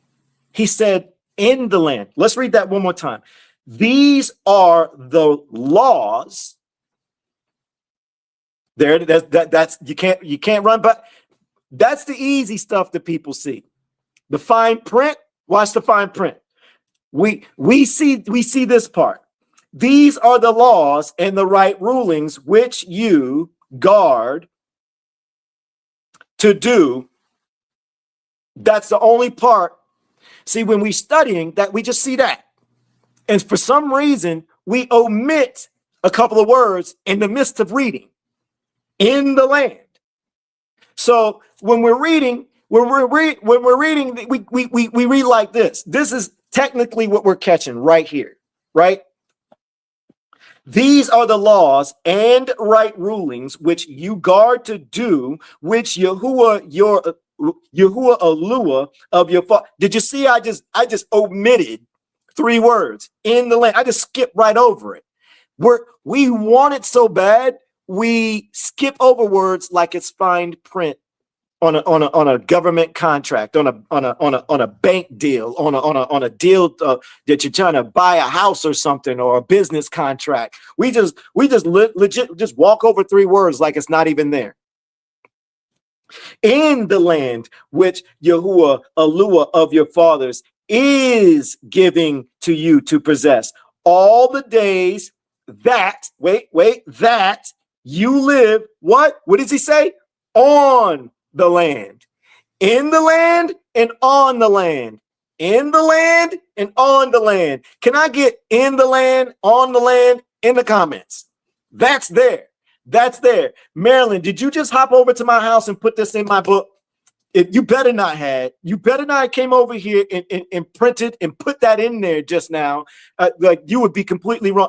Marilyn showing she got a hallelujah scripture too. She like, boy, shut up. She like, boy, stop. We got the same book. Boy, stop. Barak Yahuah. All right, Miss Pocket, let's move to verse 4. We're going to do verse 4 and 5. No matter of fact, yeah, we're going to do 4 and 5 by itself. We're going to skip them. We might chat about it. 4. Do not do so to Yahuah your Yahuah. So he said, don't do something to him. He said, don't do something to him. What is this thing that Yahuah says do not do? Let's see what he says. But seek the place which Yahuah your Yahuah chooses. So whoa. Before he just said, don't do this to him, but seek the place which Yahuah your Yahuah chooses. So he just said he chooses a place. Let's see what else he says. Out of all your tribes to put his name there for his dwelling place, and there you shall enter. So he just said, you don't do the opposite of this. He said, do not do the opposite of this. He said, seek the place. So he wants us to seek the place which Yahuah Yahuah chooses, right? He has to choose a place, is what he's saying. Out of all the tribes. So out of all the tribes, he's going to choose a specific spot. Then he goes on to say to put his name there. So his name has to be there. Do you see why the name is important? He's saying, yo, my name is there at that specific spot. That's where I want my name at. That's where my name will dwell. Don't go outside where my name dwells. So when you call him by a title, G-O-D, you're taking away the understanding of that. Man, Yahuah, you just made that make sense in my head. Help me say it. Help me say it out loud. Y'all, I didn't hear a voice. It's just a thought. It's just a thought. That's all. It just makes sense to me. So when you're saying G-O-D and you're studying Deuteronomy, it's easy to run right over that. But if you know the name and you're taking his name serious, that right there lands a little more. Did that make sense? I don't know if I said that right. That's part of the deception. Barak Yahuwah. Nice. Man, let's keep going. Verse 6 and 7. 6 and 7, Mishpachah. And there you shall take your burnt offering. So he said, where his name is, where he chooses, he says, don't do the opposite of this. He's giving instructions right now. He's giving instructions. So we gotta seek the place where his name dwells, where he chooses to put it, out of all the tribes. And then he goes on in 6 and he starts off by saying, and there you shall take your burnt offerings and your offerings and your tithes and your contributions of your hands, and your vowed offerings and your voluntary offerings and the firstlings of your herd and of your flock. Okay, Mishpachah. For the new Mishpachah, I'm going to give you a nice, clear understanding of this before we keep going. All the tribes, there's 12 tribes. One of the tribes is called the Levites. The 11 tribes, the land got divvied up between all of the 11 tribes, but the Levites. The Levites were spread out, living amongst all of the tribes. They were the high priest. The Levites, where his name dwelt, the Levites stayed in that area. They stayed in that temple. They stayed in that spot. Why? Because you needed the Levites to do certain things. So the Levites, so say for example, somebody's going through hard times. All right. You see all these offerings that he's saying, bring these things, bring this to the Levites, is what he's essentially saying. And that's where the Levites are, that's where his name going to be. Okay. Think about it like this. The Levites, Yahuwah was their inheritance. Yahuwah was. No land. So say, for example, there's 11 of us, and I have my own land. And I'm a tribe, right? And you're a tribe. And then there's the other person a tribe is, right? You follow me? Okay, let me know in the comments if you follow me. Now, how this works is, say there's the Levites living amongst, I'm from the tribe of Yehudah. In today's time, it's called Judah. So say we had our own little plot of land.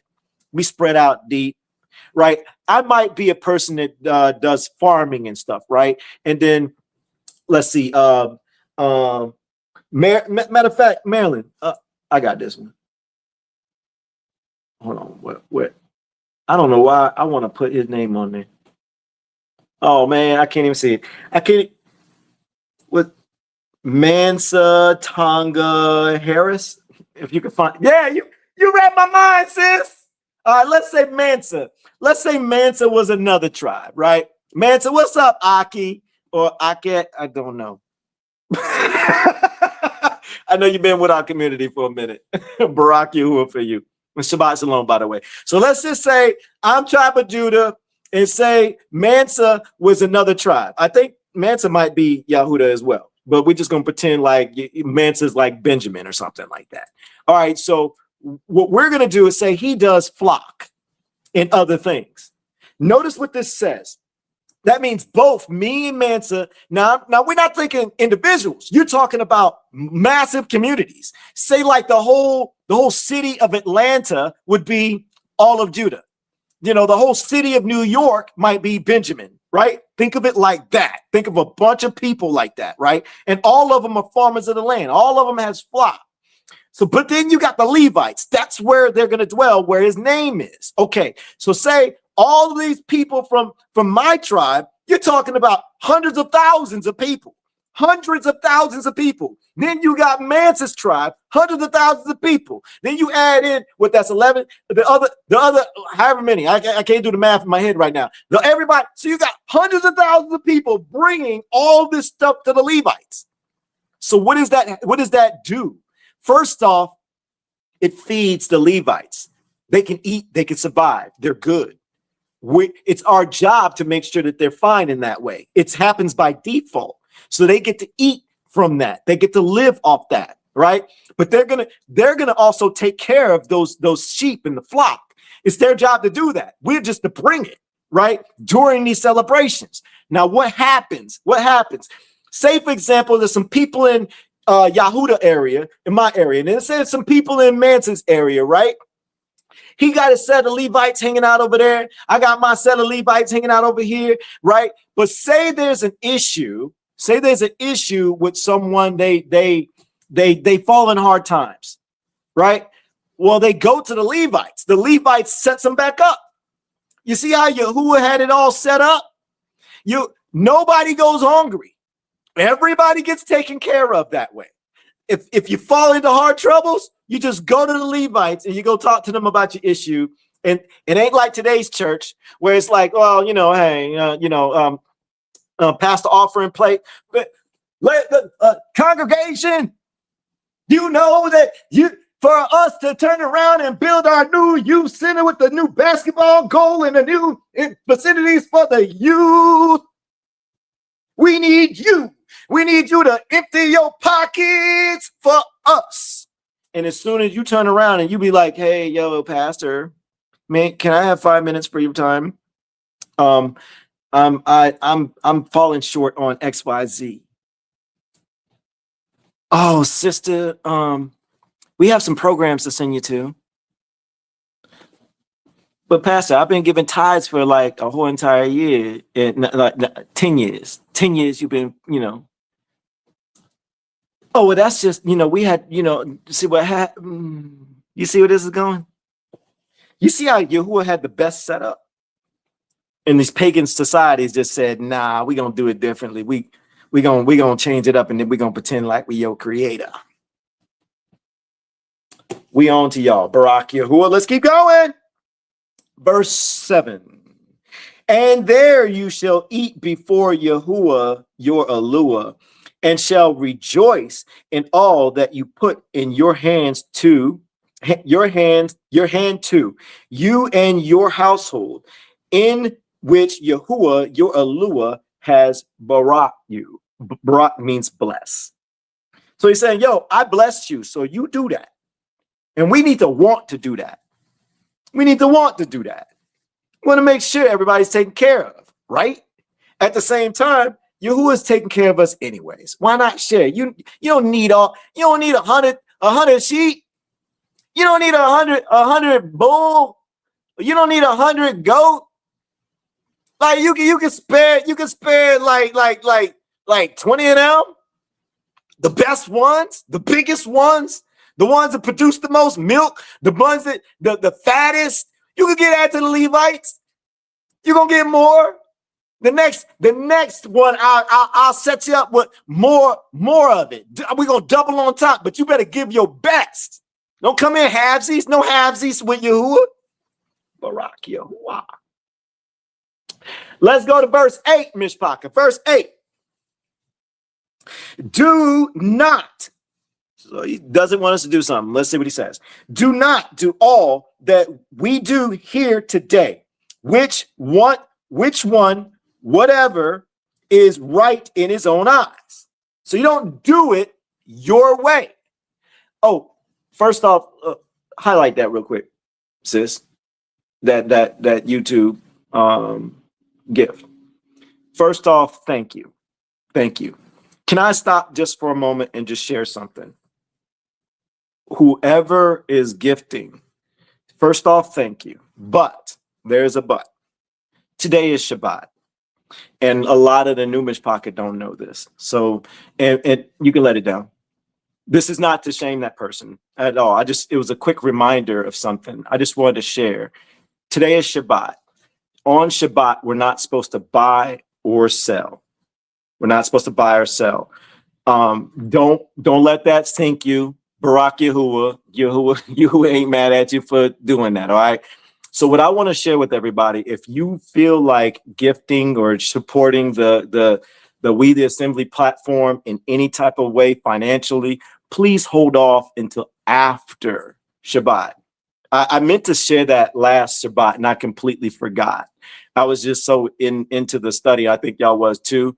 But we want to make sure that we're focused on staying within everything. So please, everybody. So if you feel like you want to Barak the profile, let's not do it on Shabbat. You could do it afterwards. And I thank anybody who is considering it or you feel moved to do it. But if you are feeling moved to do it, wait till sundown, wait until tomorrow. Please not today. Please not today. And Barak Yahuah, thank you anyways. I just wanted to, you didn't do anything wrong. Let's make sure that's very clear. You didn't do anything wrong. I just felt like I needed to take a moment to educate and share because we got a lot of Numish Pocket and a lot of Numish Pocket don't know these things, but we're going to help you. We're going to help you get there. We're going to help you get there. Barak Yahuah. All right, where are we at? Let's go back to 8. Do not do all that we do here today, each one whichever is in his own eyes. So he's saying don't lean on your own understanding. He just said, do this where my name dwells. You're to bring these type of offerings, and then don't do it your way. I need you to do it my way. He's being specific. If he's being very to the point. If he's being to the point, put Barak Yahuah in the comments. If you're noticing he's being to the point, he's not sugarcoating. He's not giving no halvesies. He's not giving no gray area. He's being very clear on what his expectations are. All right, Ms. Paka, we're going to skip over verse 9. Remember, it's your responsibility to study verse 9. But we're going to skip over to 10, 11, and 12. 10 and 11 and 12. And I'm going to provide this study for y'all. Again, I promise you I will. Or at least I will try to remember. On YouTube, it's in the description, by the way. Just throwing that out there. All right. 10. But you shall pass over the Jordan and shall dwell in the land which Yahuah, your Eluah, is giving you to inherit. Wait a minute.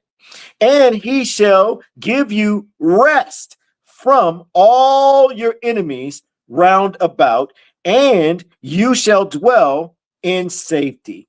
So he says you're going to pass over the Jordan, and shall dwell in the land with, notice he's given directions.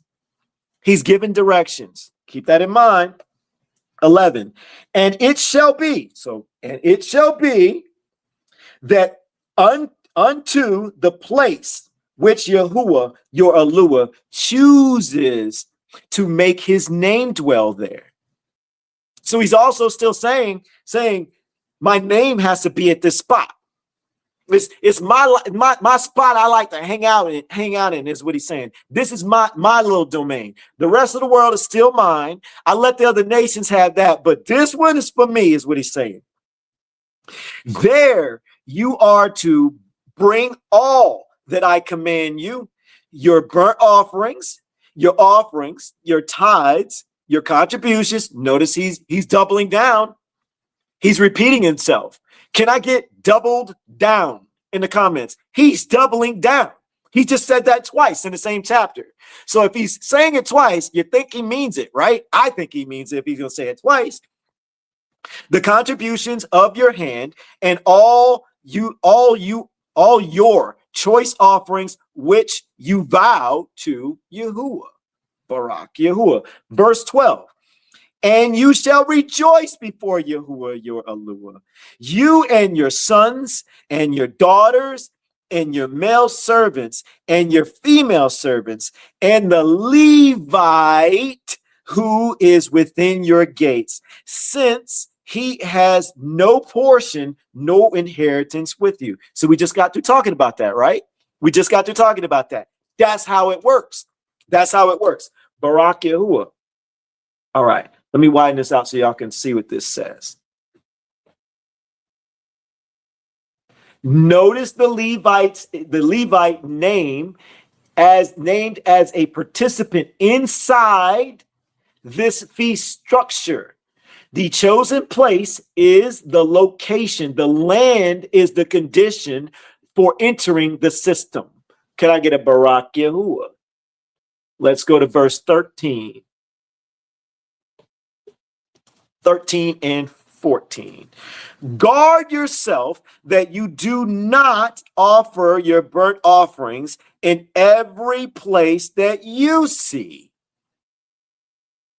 What? Let's read that again. 13. I hope y'all taking notes. I hope this is hitting like, yo, this is clear. If this is clear, if this is clear, put it's clear in the comments, please. It's no, not it. Put Yahuwah is clear. Yahuwah is clear in the comments. If it seemed like he's giving us easy instructions. Hey, if you're getting value, if you're already like, yo, this is landing, this is new, like I'm feeling this. If you're getting value, would you consider sharing? Just a little small ask. Let's go. Let's read that again. Guard yourself that you do not offer your burnt offerings in every place which you see. So wait, so if the land is in Africa, so if I lived in, say, Las Vegas, and I'm doing feast days in Las Vegas, does it seem like I'm following his instructions? Let me know, yes, if I am. If I lived in Las Vegas and I'm doing his feast days and I'm doing this stuff so far, if it seems like I am following it so far, but he's identified the land is in Africa, let me know, yes, if you are following, no, if you are not following. Can I get a Barak Yahuwah in the comments, please? Verse 14, except in the place which Yahuwah chooses, in one of your tribes, there you are to offer your burnt offerings, and there you are to do all that I command you. So wait, he said in the land where he chooses. So if he didn't choose Las Vegas, he didn't choose Atlanta, he didn't choose California, apparently he chose Africa. Spots in Africa. Interesting. Let's go a little deeper. This is not ambiguous. Yeah, Frankie, I was able to say it. Barak Yahuwah. I know Frankie is like, he gonna mess that up. No, I said it. Barak Yahuwah. Burnt offerings are not a wherever you are activity. They are a specific location requirement. Let's go to 17 and 18. 17 and 18. You are not allowed to eat within your gates the tithes of your grain or of your new wine or of your oil or of your firstlings, the firstlings of your herd or your flock, or of any of your offerings which you vow, or of your voluntary offerings, or of the contribution of your hand. Did he just triple down? He tripled down. We're still in the same chapter. Does it seem like Yahuwah means business?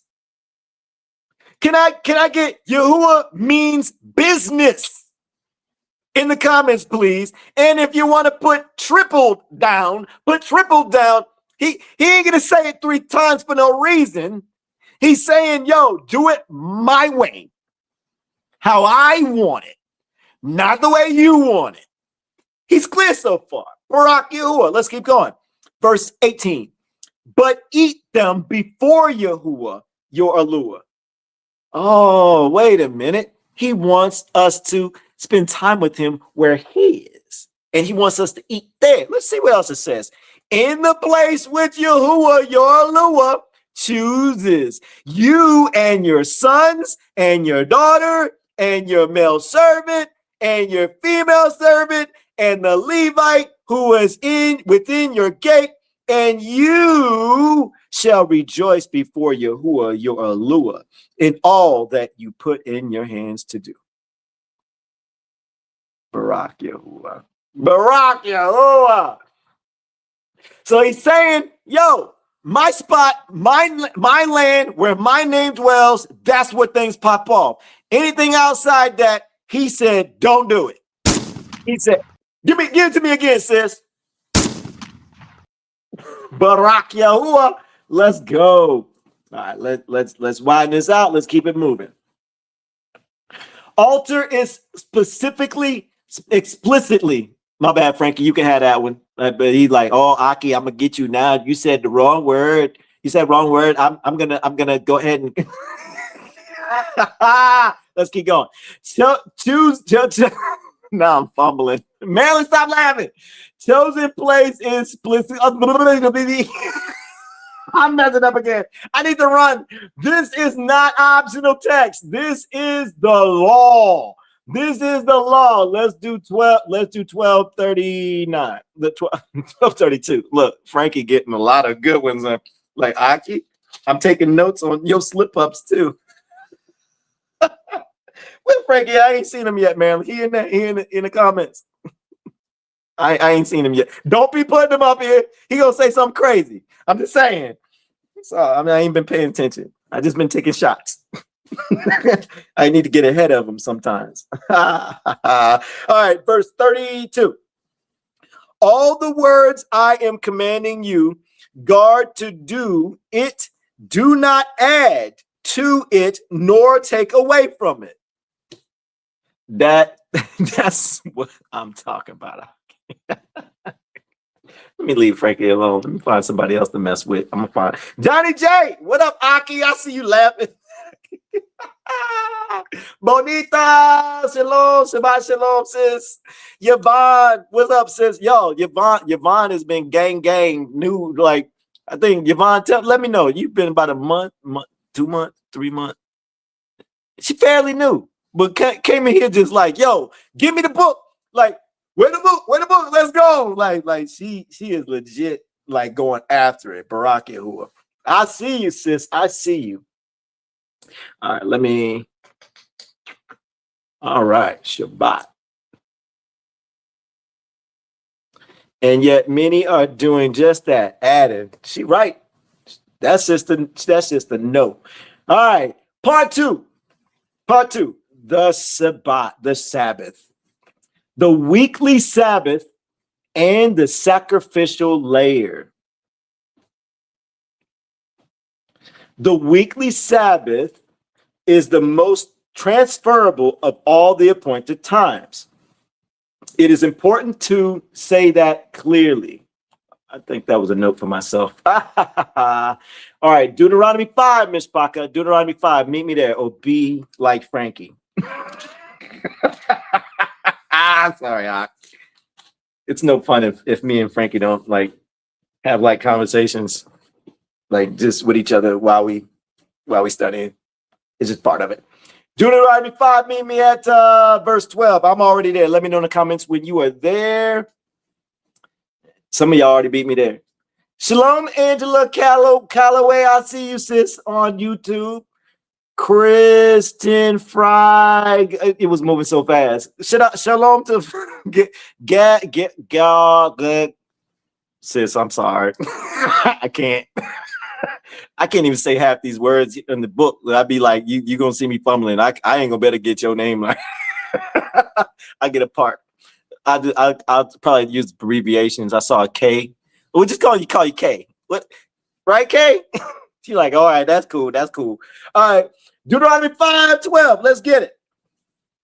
Guard the Shabbat day to Kadesh it. Kadesh is set apart. Gal God, let me see. Gall a her. I feel like I'm still messing it up. I don't know why. My mind says like, yo, you're just gonna mess it up, dude. Don't even try it. As Yahuwah your Eluah commanded you. Barak Yahuwah. Let's keep going. Verse 13. 6 days you labor and shall do all your work. Verse 14. But the seventh day is a Shabbat, is a Shabbat of Yahuwah your Eluah. You do not do any work, you nor your sons, nor your daughters, nor your male servants, nor your female servants, nor your ox, nor your donkey, nor any of your cattle, nor your stranger who is within your gates. We're going to elaborate on that. Barak Yahuwah, grafted in, so that your male servants and your female servants rest as you do. Wait, I gotta slow down. I gotta slow down here. Mishpaka, first off, if you are new and this is Shabbat, let me tell you, if you're chilling at home and you're new and you don't really know too much about Shabbat, or you've heard about it, or you're like, I don't know what to do. Well, part of it is getting to know Yahuwah, studying, right? And we do it with joy.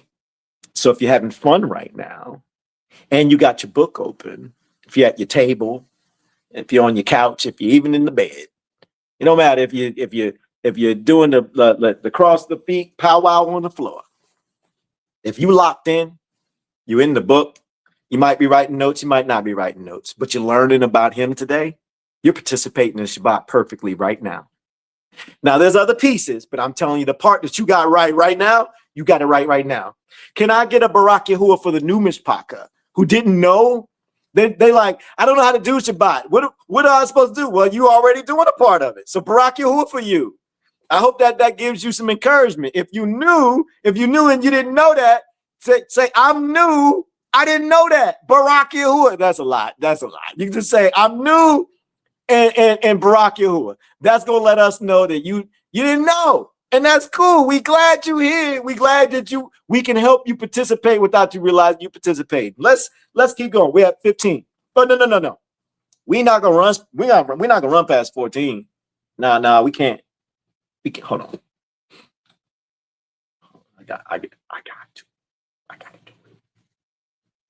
I gotta do it. Nope. Not that one. Nope. Nope. Not that one. Not that one. There you are. Hold on. Be right back.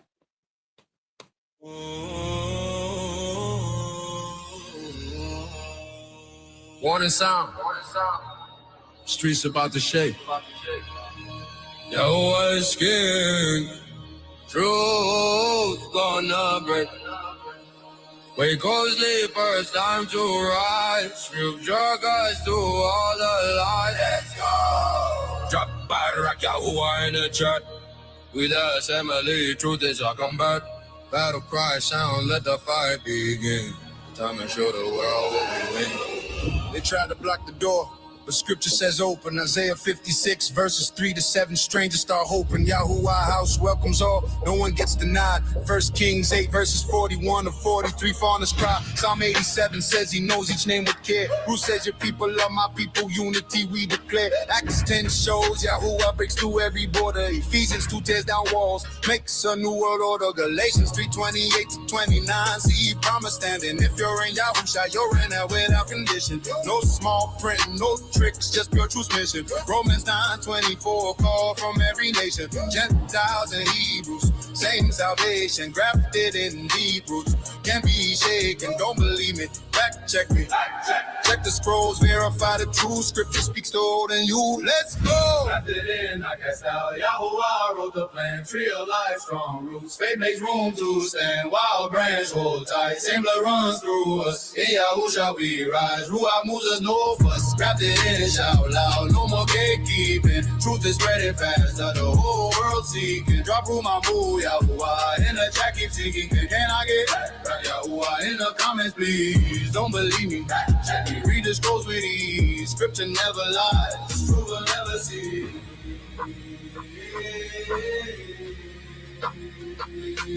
Some say stay in your lane, but Romans 11 is clear. Some branches cut for doubt, wild ones grafted here. Verses 17 to 24, spell it out plain. Stand humble, not proud, or you might get removed from the game. Yahuah wants real fruit, love, justice, truth, proof. No room for fake worship, let the Ruach move. Roof walk loyal, a foreigner honored. Oh, I saw her heart, blessings God sponsored. Solomon's prayer made the temple borders wider. First Kings 8:59 to 60, truth provider. Peter learned fast, clean lines don't matter. Acts 10:34 to 35, barrier shadow. Cornelius showed faith and the Ruach got louder. No room for pride, the stake revealed all equal. One body, one faith, no more division. Miss Parker, I just wanted to play a little bit. That's all, just a little bit. I don't want to. I don't want to disturb the study too much. We're gonna keep it moving. By the way, really, Marilyn, you gonna do me like that? Marilyn. Yo, I might have to take the sound effects out of Marilyn's hands. No, I'm just playing. Marilyn be on point. Miss Parker, by the way. Be ready, because one of the next songs is gonna be Grafted in remix. I can't wait. And it go hard. It go hard. I just had not an error. I had a little small area, not error. Area that I want to make some adjustments on, but this song, the version, I'm just gonna tell y'all, it's mainly this one's a male, like prophetic voice. Well, the next one's gonna be a female, and it's gonna be snappy. It's gonna be real snappy. So I can't wait to share that with y'all. Barak Yahuah. Let's get back to our study though. All right, let me share the screen. Oh, nope, I don't want to share it from this screen. I need to share it from over here. Because you know you got people like Frankie on this one. I can't seem to do the screen. There we go. All right. Now, why did we play that song? Grafted in, not cast out. Let's look at 14 a little bit. Let's just slow down for a second. It says, but on the seventh day is a Shabbat of Yahuah, your Alua. You do not do any work. You, nor your sons, nor your daughters, nor your male servants, nor your female servants, nor your ox, not even the animals. The animals get a day off. Nor your donkey, nor any of your cattle, nor what's the next one? Nor your stranger who is within your gates. So Yahuah is inviting the stranger, the Gentile, the other nation that's hanging out with Yasharal. That's like, yo, I'm down with y'all. I like what y'all doing over here. I actually believe in your creator and not these other nations' gods. I'm with y'all. See, during those time frames, there was a lot of Gentiles, a lot of strangers, just like in today's time, that they were with them. So it looks like right there, Deuteronomy chapter 5, verse 14, Yahuah indicates and shows that the stranger is invited to participate in an appointed time. Now, yes, the weekly Shabbat is appointed time. Spoiler alert, it's the only one that does not have any land, altar, priest, or temple or sanctuary connection.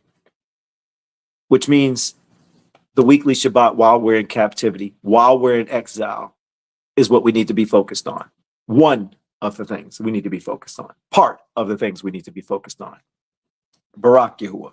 Let's finish reading that. So that your male servants and your female servants rest as you do. Barak Yahuah. Let's do 15. And you shall remember that you were a slave in the land of Metzarim, meaning bondage. That's Egypt, right? And they were really legit there, like we are today. That's a whole nother conversation. If you knew, we'll go down that rabbit hole another day. And that Yahuah, your Eluah, brought you out from there by a strong hand and by the outstretched arm, an outstretched arm. Therefore, Yahuah, your Eluah, commanded you to perform the Shabbat day. Barak Yahuah. Let's keep it moving. Let me widen this out for y'all, Mishpacha. In its core form, the weekly Shabbat, I'm going to say Shabbat instead of Sabbath, if that's all right. Rest command does not require Levite priests, an altar, a temple, or being inside the land. The requirement. The basic command is rest from labor on the seventh day. This is the clearest appointed time that can be honored outside the land. However, there is a however, the Shabbat has a sacrificial layer that does require altar service. Now, Mishpacha, let me explain this before we start digging in. There's a bigger Shabbat. Like say, for example, like just to make it plain speak understanding. We have our weekly Shabbat. We just simply went over that. There's more to it. But we're just going to think about it generally, okay? But then there's like a high appointed time Shabbat. Think of it like a Passover. Think of it like, it's a special time or occasion. Like Christianity would have Christmas or Easter. It's like that. And during this particular Shabbat, there is a sacrifice. There's a little bit more to it. So we're gonna check that out. I didn't know that at first, so I feel like I need to say that for the new Mishpacha because I was clueless to that. All right, let's go to Numbers. Meet me in Numbers. We're going backwards, Mishpacha, backwards. Numbers 28. Let me know in the comments when you're there. 28 verses 9 and 10. I am there. Let me know in the comments when you're there. Numbers 28 verses 9 and 10. Barak Yahuah. Numbers 28 verses 9 and 10. Let's get it. And on the Shabbat day, 2 lambs a year old, perfect ones, and 2/10 part of fine flour as a grain offering mixed with oil with its drink offering. That's specific. So wait a minute. So for everybody in North America or around the world, if you're participating in this specific Shabbat and you're going to Walmart or you're going to your local grocery store or your local butcher and you're getting a lamb, ask the cashier, ask your butcher, how old is the lamb? Is it a year-old lamb? You know what they're going to tell you? I don't know. So you don't know if you got a year-old lamb or a 2-year-old lamb or a 20-year-old lamb. So therefore, you're breaking Shabbat, and you don't know how perfect it is. Did that land? Can I get a Barak Yahuah if that hit? Verse 10. The burnt offering for each Shabbat, besides the continual burnt offering with its drink offering. You're already stuck with the lamb. You don't even know what to do with the lamb. And on top of that, there's other verses in here where he's telling you he don't want anything from them other nations. And that's exactly what we're doing. Beef is the same. Shout out to Jensen. Jensen was listening. Jensen is on all of our studies. This young man is a high schooler, and when I tell you this young man is more into Yahuah and the scriptures more than most youth his age. I want to say young man, but there's young ladies in there, gang in this book too, just like Jensen. But Jensen has been with our community for a minute. He is no slouch to this book. He is no newbie. That young man is a vet. All right. So the reason why I bring him up is because in one of the lives when I was talking about lamb, I was just so locked in on lamb. I forgot to mention like beef is the same. Think about it. We are getting our meat, our food from, a farmer that calls on JC. And then we're over here, offering it to Yahuah, or we're praising him for that. Yahuah's, according to scripture, he's like, yo, you got that from somebody that's worshiping another God. They do that Sunday thing and they don't even do my ways. They don't even know me. You don't even know me like that. And then you taking meat from them, and then you sit with your food at the table, and then you say, Dear Yahuah, and you eating it, giving me thanks for that? It's like, yo, you ain't even doing it right, dude. You think I'm gonna want some tainted meat being considered as honored? Did that land? If that hit, put that hit in the comments, please. Yo, I grab my food and I eat. I might thank him to make sure like we good over here and that we not going hungry. But I ain't be like, thank you for this this broccoli. Thank you for these beans. Thank you for this spaghetti. No, I'm not doing that no more. No. I'm focused on just thanking him for keeping us afloat, keeping us nourished, and just looking out for us. Keeping it that simple. And I'm scarfing. I don't know why, Marilyn, why I pictured like Frankie like grubbing, like blah, blah, blah, blah, like Cookie Monster when I said that. I don't know why. I bet you he like, what's up, man? Why? Like, I ain't even messing with you like that today, but you all on me. Frankie, you just an easy target. Just easy. It's too easy. Barak Yahuah. All right, let's go. We're going to, all right. That layer requires an altar, offering, and therefore priestly service. That means you got to bring that to the Levites, and you don't have Levites. The basic rest is broad, and the sacrificial layer is the altar dependent. Now, Mishpaka, I know a lot of the new Mishpaka don't have the Book of Jubilees. If you do have the Book of Jubilees, meet me there. If you don't, just follow along on the screen. And I'm going to leave it widescreen for you so you can be able to read along. I'm not going to leave you hanging for all the new Mishpaka. The Book of Jubilees, let me tell you real quick. The Book of Jubilees is one of the Apocrypha books. It's been removed out of Scripture. They'll tell you it was removed for a reason. Correct. It is snitching big time. They didn't want to be snitched on. All right. If you got anybody arguing with you or trying to tell you that's not canon law, that's not canon law approved, they just pretty much said, man in the past and man in today's time, they don't accept that. And I like what man has taught me. So I'm listening to only man. So when the book says that the creator teaches us through the book, I don't care about that. I just want to know what the traditional church told me I need to focus on, because that's what I'm going to believe. That's what they're saying. And the book says, don't trust man. And they're saying, I like what man says, but I know that it says, don't trust man, but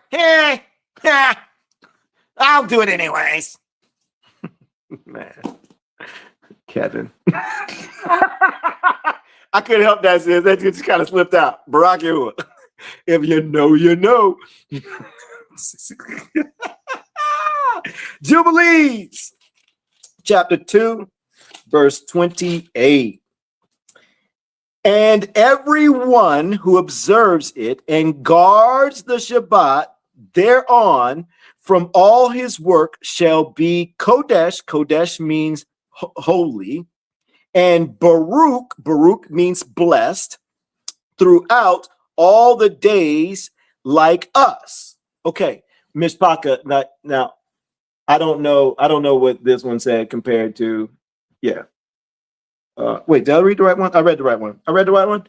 And on the days we blessed him and we announced him to good tidings that there would be born. Oh, okay. Maybe I need to check that one. Sorry about that, y'all. But I just read it for you. Let me write that down and verify. Change that on there for y'all. Jubilees 2:28 study guide. Double check. My bad, y'all. My bad. I want to make sure I do that right. We're going to have this for you. I got you. Okay, I got you. I promise. Go ahead, Frankie. Go ahead. I know you can have fun with that one. Verse 45. Wait. No, I'm all off. We're gonna pass that one. Yep, I messed up somewhere in this. I'm gonna fix that, y'all. Let's head to the Passover. Sorry about that. Hold on. We all make mistakes.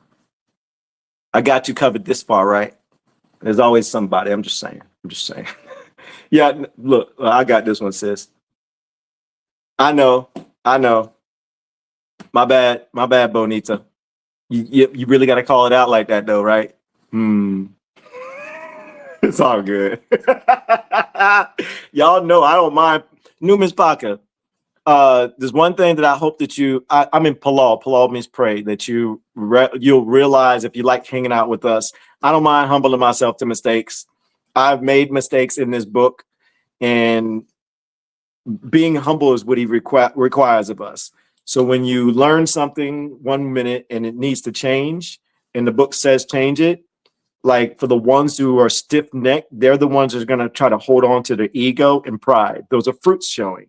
So when the book turns around and says opposite, and the person, so when you turn around and say, but the book says this, and then they rebuttal with another verse, they'll be like, yo, they didn't even consider like what you just presented.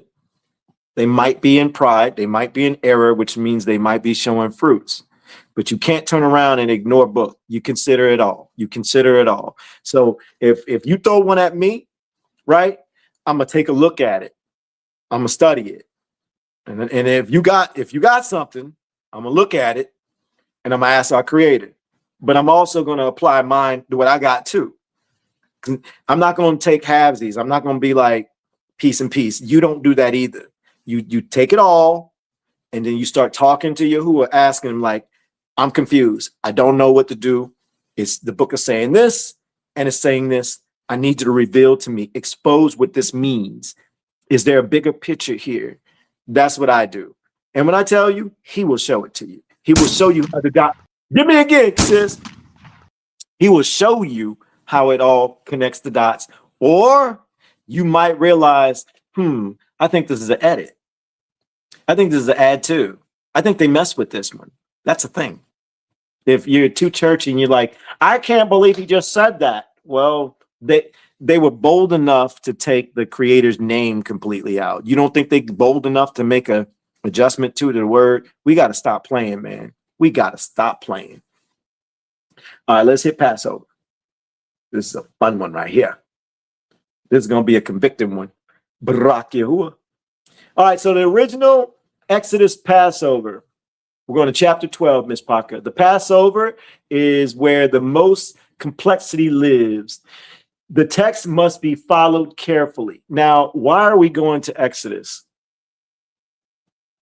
Because there are some Passovers that were not done in the land. So we're going to study what did that look like? And we're gonna look at why they weren't in the land doing the Passover. There are reasons. The reason why this is also important, because you're going to have some people that are going to try to use these verses to try to debunk you instead of investigating on why. So when you're trying to say, this says this, that Deuteronomy says this. Well, here's an example where they weren't in the land. So what do you do with that? There's clear reasons why, but we'll get there.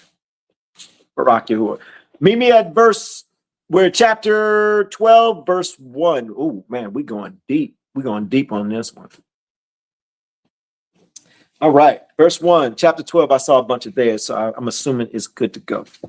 Shalom, Kendra. Y'all, I ain't gonna mess with it. Marilyn, why you laughing? Marilyn, like, no, don't add me. That's my sister. No, I don't want no trouble. Frankie, this one for you. Can I get some toilet paper? In the comments, please. Marilyn laughing like, sis, if you should see, I wish I could record Marilyn right now. She almost fell over in a seat. Tori, look, Tori, no. Can I get toilet paper in the comments, please? We love you, sis.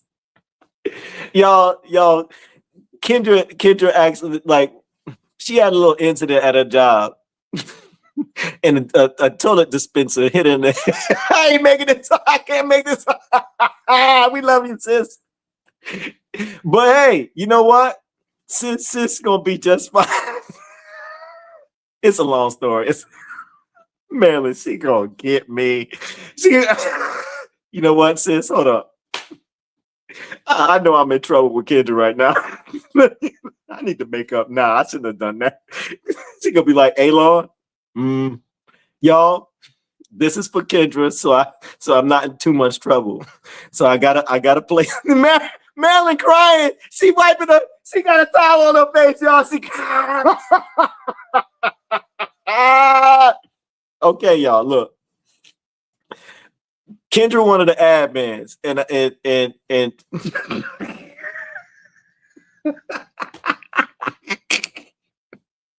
so Kendra like legit, she'll fuss me out. So just to make her feel better, we're gonna play a full song for her. So we're gonna play a full song. This is Kendra's song. This for you, sis. We love you. She like, hey, Lon, you still in trouble. I can't believe you did that. Man, come on, shit. What you doing? I gotta stop it over here. I'm in Palau. Y'all enjoy this song. Please stick around. This for our sister. I might have took it a little far. She gonna throw some toilet paper at me. Man, stop laughing. Stop laughing. They say grace got them covered, but they still don't change. Let's go. Let's go. What shall we say then?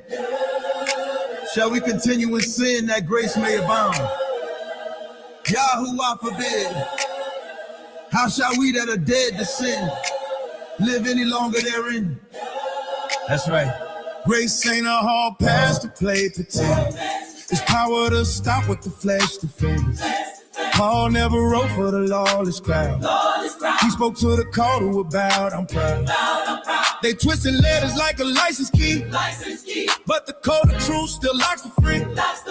Mercy moves when repentance starts. It ain't permission, it's a brand new heart. Grace ain't a loophole, it's beautiful change. Don't twist the letters, don't rearrange. Mercy teaches what the law began. Obey the word like a born-again man. Grace ain't a loophole, it breaks the chain. Power of Yahuwah runs through the vein. Still the same name, still the same plan. Grace ain't a loophole, walk it again. For the grace of Yahuwah that brings salvation has appeared to all men, teaching us that, denying ungodliness and worldly lust, we should live soberly, righteously, and reverently in this present world. Keep grace talking Smooth in tone, say come as you are, but never leave home. grace pulls you out. It don't patch your sin. Don't patch your sin, It's rescue rope, not a place to swim. no place to swim. They They preach comfort while the narrow cries. Pick up that stake and crucify.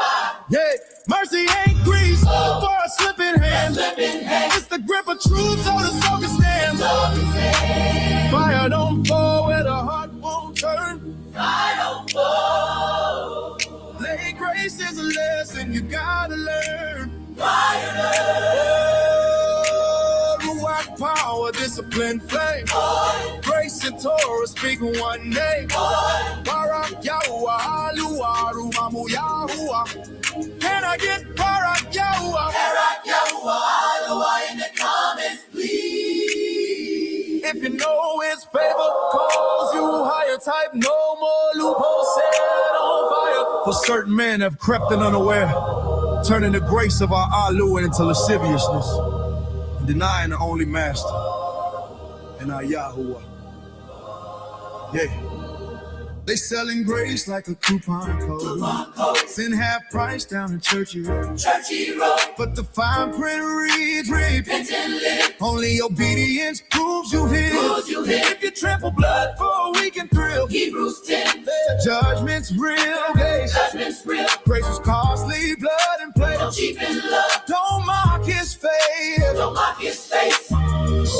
If we sin willfully after receiving the knowledge of the truth, there remains no more sacrifice for sins, but a fearful expectation of judgment.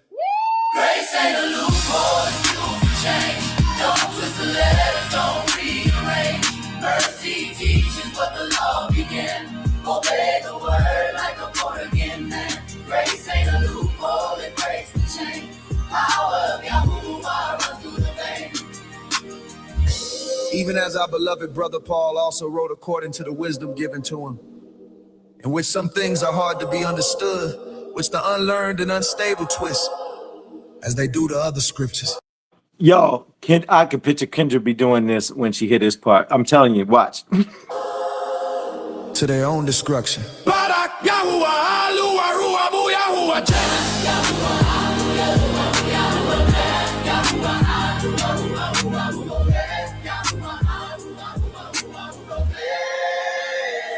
Grace ain't a loophole, it's fuel for change. Don't twist the letters, don't rearrange. Mercy teaches what the Lord began. Obey the word like a born-again man. Grace ain't a loophole, it breaks the chain. Power of Yahuwah runs through the vein. Grace ain't a loophole, truth remains. Bada Yahuwah, Ruach, Bada Yahuwah, Bada Yahuwah, Ruach, Bada Yahuwah, Ruach, Yahuwah, bro.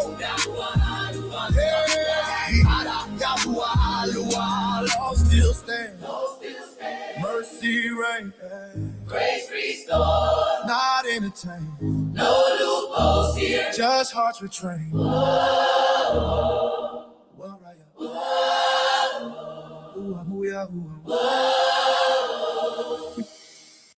Yo, I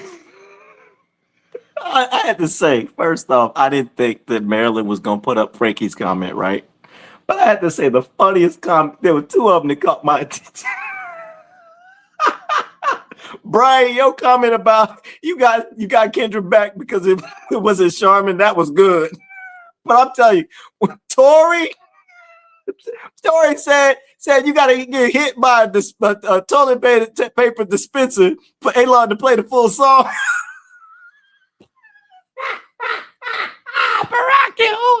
You know what I love about this Miss Parker? Man, we know each other like that. I mean, that's funny. That was a good one, Tori. If you don't know, Kendra would be mad at me because I'll play snippets of her song and then she'll fuss me out. Y'all, she'll fuss me out. You should see it in the chat. She'll be like, Sherry the only one. By the way, Kendra, it seemed like Sherry was like the only one that kind of had your back. She the only one that didn't like clown a little bit. So I want to give Sherry some props and let you know you had some backup. Oh, and for the record, Kendra said in the comments that it was a metal toilet paper dispenser and it fell and it bumped. Where was you at? Like, was you sitting down? Like, hold up. How high is this thing? Where is it at? Yo, I got questions later on, sis. I gotta ask, like, what was you doing? Was you laying on the floor? Was you fixing something? You picking it up? Like, what? we got to know. I gotta ask how that happened. We'll talk later. Barak Yahuah, hold on. Marilyn, she gonna get me. She be like, I don't care if you play the song. You did me wrong. Barak Yahuah. Oh man, hold on. Where we at? I done lost my spot. Oh man. Okay, hold up. Marilyn, what was I forgot? I completely lost my spot. Kendra gonna get me. All right, let's do this. I didn't even start, did I? And Yahuwah spoke to Moshe and to Aaron in the land of Mitzrayim, saying, this month is the beginning of months for you. It is the first month of the year for you. So this first month, this first month, what is this? Verse 3. Speak to all the congregation of Yasharal, saying, on the 10th day of this month, each one of them is to take for himself a lamb. So it's supposed to grab a lamb according to the house of his father. A lamb for a household. So one lamb for a house, a full home. And if the household is too small for the lamb, let him and his neighbor next to his house take it according to the number of the beings, according to each man's need. You make your count for the lamb. So you're supposed to share it. If you don't have like a big household and you know you're going to have some lamb left over, you're supposed to find your neighbor who might be in the same scenario, and you share the lamb. You share the lamb. I see you, Kendra. Verse 5, let the lamb be a perfect one. We just got through talking about this. He goes on to give the details of this lamb. A year old. It seems like he's interested in a year-old lamb. This is the second time. We were just in a different book, right? Now we're in Exodus, a year old. That aligns with what we talked about earlier about buying from the store. Take it from the sheep or from the goats. Okay, so you can have a goat as a replacement. All right. So it doesn't have to be a lamb. It could be a goat, clearly. That's what he's saying. Verse 6. And you shall keep it you shall keep it until the 14th day of the same month. Then all the assembly of the congregation of Yasharal shall kill it between the evenings. So they kill it like when the sun goes down, closer to the evening.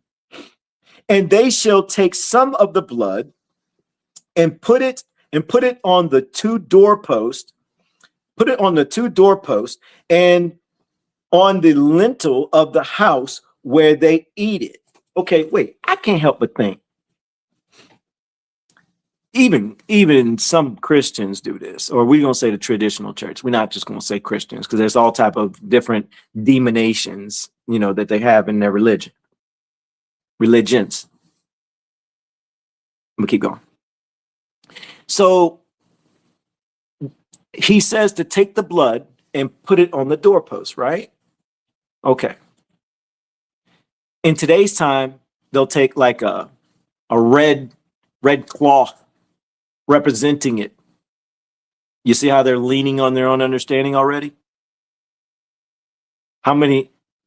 Let's see who's gonna be 100. Let's go. Let's see who's gonna be 100. Has anybody did that for Passover? It's okay. It's okay. You didn't know. It's all right. You're knowing now. If this is clicking, you're like, oh, okay. But if you've done it in the past, what we end up doing we want it so bad to where we try to do our own representation of it. Roxanne, I see you, sis. See what Roxanne, she was comfortable enough to say, yo, me, I'm guilty. I've done that. Barak Yahuah. That's humbleness. That's humbleness to book. She saw it. She sees it. She understands it. She realized she didn't know, right? Now she does. And Roxanne is a vet. She is gang with us. We love you, sis. Barak Yahuwah. Where are we at? Verse 7. We're at 7.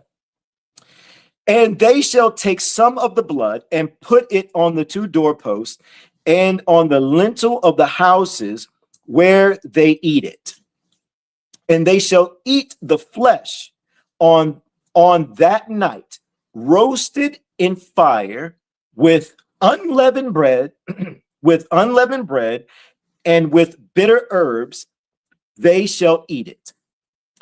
Number 9, do not eat it raw or boiled at all with water, but roasted in fire, its head with its legs and its inward parts. Verse 10, and do not leave of it until the morning. And what remains of it until the morning, you are to burn with fire. So he's like, nothing left over.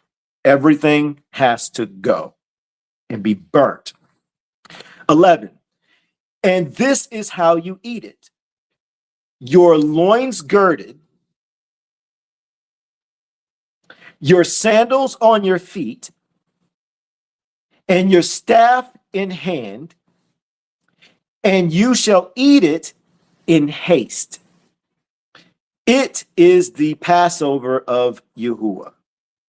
And I shall pass through the land of Mitzrayim on that night, and I shall smite all the firstborn in the land of Mitzrayim, both man and beast. So if there was a goat, so say if you were a person during that time frame, one of the Egyptians, and you had like a bunch of goats, even the goats' firstborns died. Imagine having like 50 female goats that had babies, right? And their firstborns, that's 50 goats plus the firstborns in the house. So say mom and dad. No. Wait. Technically, would that be grandpa and grandma? That means they firstborn off. If mom and dad, dang, can you see? It just hit me on how many people he took out. Do y'all see how big that is? Like he swooped through. I can see why Egypt was like, yo, y'all need to go, man. Like, I knew it was a big number, but I don't know why. Like, the math was just hitting, like, wait a minute. If there was a grandma and grandpa and they had, like, sons and daughters, firstborn, gone. But the firstborn had firstborns. And then if they had a big family, you talking about a loss. You're talking about, like, a bunch of people in the family. Could you imagine waking up and you like, hold up. But can you imagine going out in the field first? You wake up and you go outside and start doing your stuff. And then next thing you know, you see all these goats, all these sheep, all these whatever bulls, I don't know, cows, all just laid out dead. And some of them is like, meh, meh. And they're all upset. The animals are upset. And now you like, hold up, what happened? Like, why is and then you go in a house and then you got a bunch of dead family members too.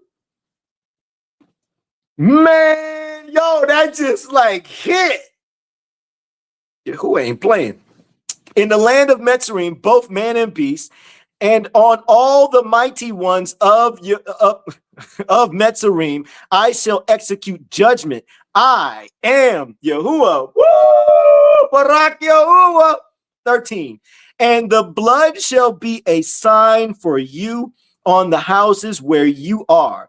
And when I see the blood, I pass over you and let the plague not come on you to destroy you when I smite the land of Mitzrayim. Yo, Yahuwah went gang on them. Man. All right. I'm going to go ahead and pull this out so y'all can read this. The original Passover was a crisis redemption event. It was in Egypt. It was house-based. There was there was no temple. There was no altar. There were no Levite priests officiating it. Yahuwah commanded it there in Egypt for a sacrifice purpose on the specific night. It was a departure event. It was a departure. They had to get out of Dodge. Side note, consider this. If somebody tries to use that to try to tell you something different, not to mention all those things, but Yahuwah knew they were about to hit the road. They were about to go on a journey. They had to make it to the Red Sea, right? Red Sea or Dead Sea? I don't know. Whatever. Red Sea. But they get there, but think about it. They needed that nourishment. You can't do a trip like that on foot with nothing in your stomach. They're going to get weak. So considering that as well, it says they had to go out in haste. That means they were in a rush. That's why he said the sandals on the feet and your loins girded. He's like, yo, eat, go. Eat and get out of Dodge. Let's keep going. Verse 14. And this day shall become to you a remembrance, and you shall observe it as a festival to Yahuwah throughout your generations. Observe it as a festival and everlasting law. Now, Mishpaka, somebody might be like, see, it says to do it. It says observe. You can observe it by studying it in the book during its specific time. We're going to get to that. So don't ignore all the rest of the scripture because you want it so bad. You want to hold on to that one. We just went through a bunch of scripture. I just got to talk to somebody. I just know somebody's going to say it. Somebody think like that. They try to debunk book with book and then they ignore the rest of the book. The other stuff we just went over, it don't count. He didn't mean that.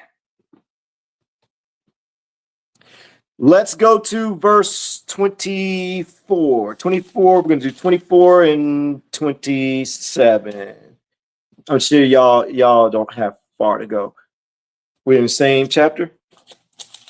Yes, we're in the same chapter. Verses 24 through 27. And you shall guard this word as a law for you and your sons forever. And it shall be when you come into the land. Whoa. Let's slow down here. So if a person does use that to try to tell you differently, by the way, when I'm saying this, I'm not arming you for rebuttals. I'm not arming you for debates. I'm arming you for an overstanding, not an understanding. Let them stand under the knowledge. You stand over the knowledge. So what you're not going to do is turn around and be like, see, this and that and this and that and the other, and y'all trading scriptures back and forth. No, they've already shown you their fruits. If they're going to tell you this is what it is, and you're like, yo, you clearly ignoring book. You know they cherry picking, right? Give them a once over. Like, here's what I like to do. I actually grab the book. I grab the scriptures. I'll copy and paste, make sure it's there, and I'll tell them, what do we do with these verses here? Do we ignore them? Normally, I get crickets, or they're going to rebuttal like that verse doesn't count. Do we ignore it like it doesn't exist? Drop that, and then add the verse. And if they come back with foolishness, walk away. They're just trying to be right. That's pride. They just showed you some fruits. You recognize the fruit, and you'd say, okay, they're not in Ruach. They're not in Ruach. Why? The book didn't humble them. The book, they try to beat book with book. That's pride. That's a spirit of pride. They've already identified a spirit to you. So if they've identified a spirit that's on them, which is spirit of pride, but wait a minute, if they're debating with you in the comments, it sounds like the spirit of strife is there too, right? Ooh, Maryland, it's getting deep. It's about to get thick. Can I keep rolling? Can I keep rolling? Watch these spirits. Watch these spirits. So we got the spirit of pride kicking in. Now you got the spirit of strife. Why? Because now you're debating back and forth. Now, if you play the game, no, here's this. What about this? Here's this. Here's this. Now you're going back and forth. But guess what? You already know they're in error. You already know that they're ignoring book, trying to share book with book, right? So if they're trying to share book with book and they're ignoring book, then what's happening in that moment? I bet you're getting agitated. Give me another one, Marilyn. So if you're getting agitated, that means the spirit of anger is hanging out. But wait a minute, we found out in the Testament of Solomon, the original name is Witnesses of the 12 Ancestors, that the spirit of falsehood and the spirit of anger work together. We already found out that they're in error. And then when you gave them book, they completely turned a blind eye. It didn't count. They wanted to stick with their pride. So if they stuck with their pride, guess what they're doing? They're lying in that moment, and whether they want to believe it or not. So they got the spirit of pride, they got the spirit of strife, then they have the spirit of falsehood with the spirit of lying. And if you're getting agitated and they're getting agitated, the spirit of anger, you got 4 Ruachs in the DMs, in the comments area. You're supposed to walk away from that. You're supposed to let the blind lead the blind, let them fall in a ditch. Did that hit? Did that hit? Give me another one, Marilyn. Can I get a Barak Yahuwah in the comments if that was like, yo, you know how I started to put all this stuff together? I've been practicing and focusing on spiritual warfare for an entire year.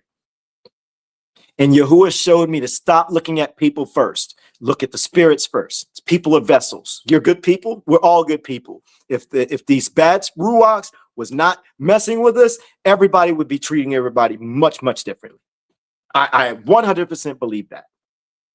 So when I started really focusing on spiritual warfare, then I can see these spirits a mile away just by actions, moving, words. It all starts to make sense. It's easy to see these fruits than you think, but you have to actively participate. If you don't actively participate, then you're going to miss the fact that you decided to participate in the comments. You didn't realize you were getting angry. So the spirit of anger was messing with you. At the same time, you already knew that they were wrong, but you didn't look at it as a spirit of falsehood, and you ignored, you might have thrown out, this person has pride, or you have pride. You say it so loosely like a slogan, but you didn't realize, like, wait a minute, if it's really pride, then I'm dealing with a spirit on this person. I don't want to participate. Let them have the comments to themselves. Marilyn, that wall cracked. Somebody, if you know, you know. Barak Yahuwah. Man, what was that? That was fun. Verse 24. Where is it? All right. I'll just start over again. And you shall guard this word as a law for you and your sons forever. 25. And it shall be when you come in, you come to the land. When you come to, let me say that one more time.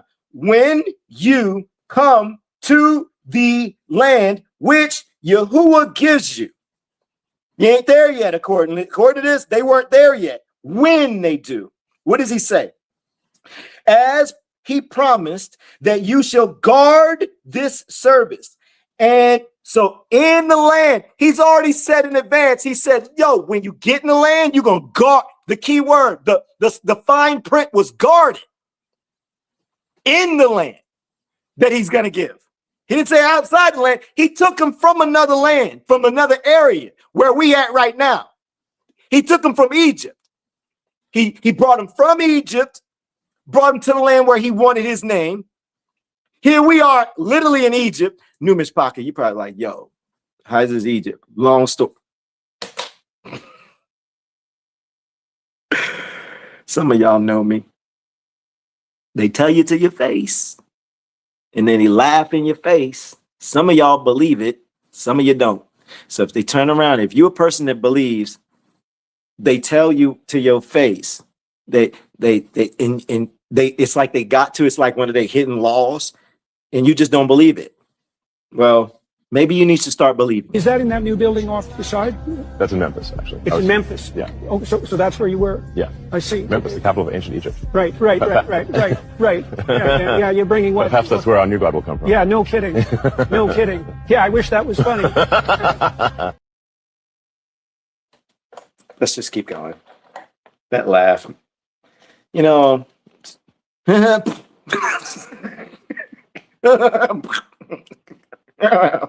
sorry. Let me stop. Let's keep going. 26. And it shall be when your children say to you, what does this service mean to you? Then you shall say, it is the Passover slaughtering of Yahuah, who passed over the houses of the children of Yasharal in Metzrim when he smote the Egyptians. Metzerites it's what it says in my book. And delivered our household, and the people bowed their heads and did obedience. Barak Yahuah. Man, I love this book. I never thought I'd be into scripture like this. Man, if y'all knew, man, like some of y'all know, I used to be a party promoter. I hated saying that. I like to say like event promoter, but I was a party promoter in Atlanta. Did some of the biggest nightclubs in Atlanta. Like, man, I got so many crazy stories, but this, like, I never saw this coming. Barak Yahuah. I'm sure some of y'all like, yo, me too, man. I'm sure y'all can relate in some type of way. Notice verse 25. Notice 25 says, when ye be come to the land to continue, the continued form of this service is anchored to land entry. Egypt was a one-time redemption event. The ongoing form is land anchored. Exodus 13, meet me there or be like Frankie Square. Like, Ak, why you keep hitting me, Ak? Like, I did nothing. Why you just slip it in there? Frankie, it's just easy, Ak. It's just easy. I can just get it like that. Yeah, man. Barak Yahuah. Verse 5, let me know when y'all there. I'm having a good time. Fun. All right, Exodus 13, verse 5. And it shall be.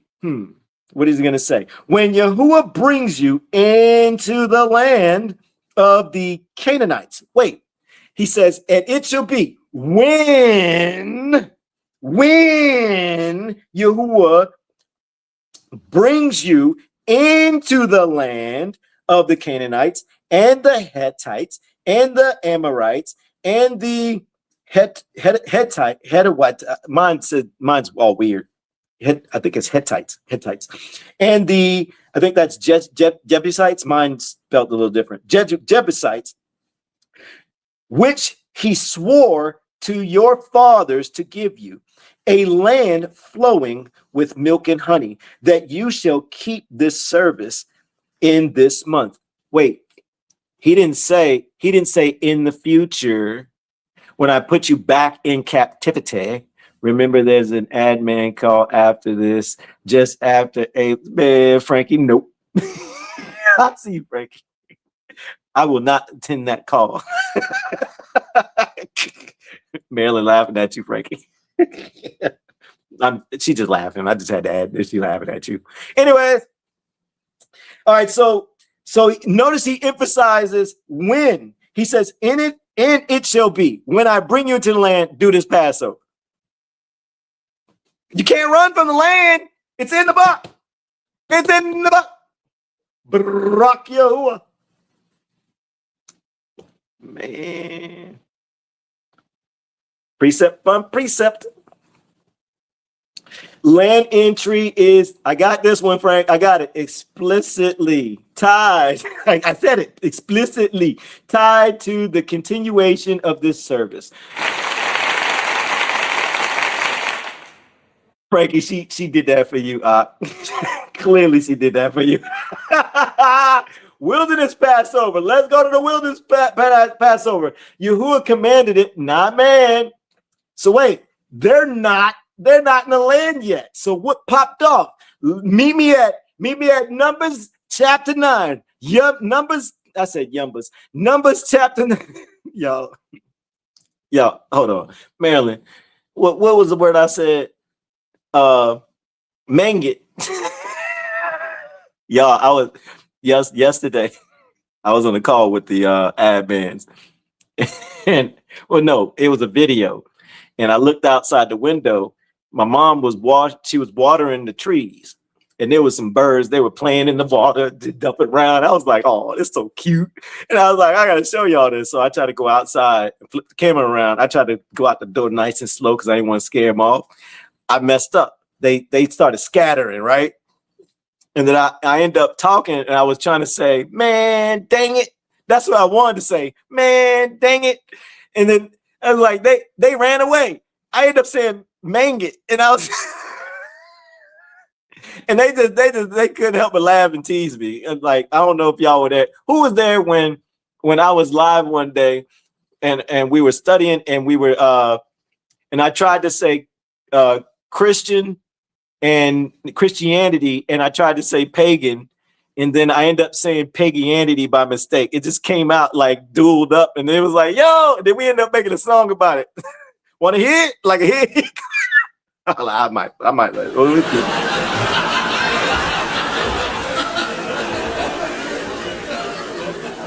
I peep sis. Mang it. Barack Yahuah. Man, I'm over here chit-chatting. I bet y'all already at Numbers. I bet you everybody already there. I'm so behind. I'm trying to tell y'all a story. Let me know in the comments when y'all there. Hopefully some of y'all were distracted with me. Numbers 9, 1 through 5. Brian Neville said he's there. I was there. Hold on. Somebody said shit. See, can I get some poop comments, please? Yes, Newman's Parker. Like we not like that over here. We chill. It's all good. He can say shit. Just know words are spell. I saw you. Words are spells. Like, so when you say these words, you calling in demons. Just throwing that. So if you throw that in there, then no. Barak Yahuah. I bet the Newman's pocket like, yo, these people is lit. They different. Frankie is. And well, Kendra is after that dispenser hit in the head.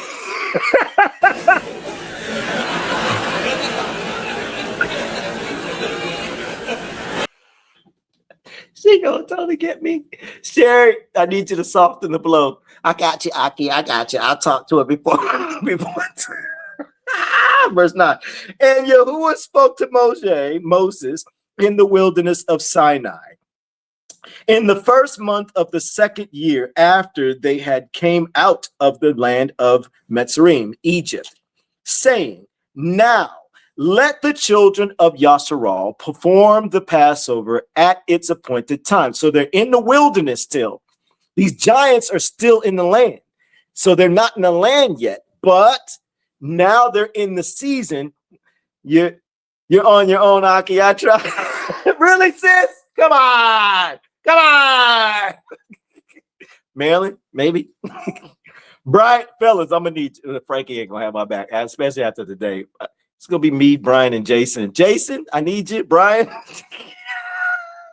I'm toast. I'm so toast. Barack Yahuah. So they're not in the land yet. And they're still in the wilderness, but it's Passover time. So time has went by. You got to consider they had to travel, Mishpaka. They had to travel. Frankie, it's time to tag team against Elon. It's go time. Oh, I'm in trouble because if they teaming up, normally they against each other. It'd be so funny. I'm cooked. No, man, help me, Yahuwah. Verse 3. On the 14th day of this month, between the evenings, perform it at its appointed time, according to all its laws and right rulings, you perform it. And Moses spoke to the children of Yasharal to perform the Passover. Verse 5. So they performed the Passover on the 14th day of the first month, between the evenings, in the wilderness of Sinai, according to all that Yahuwah commanded Moses. So the children of Yashral did. Now, why does that make sense? That makes sense because the giants are still in the land. They need to remove the giants and stuff out of the land. So if they're in the wilderness,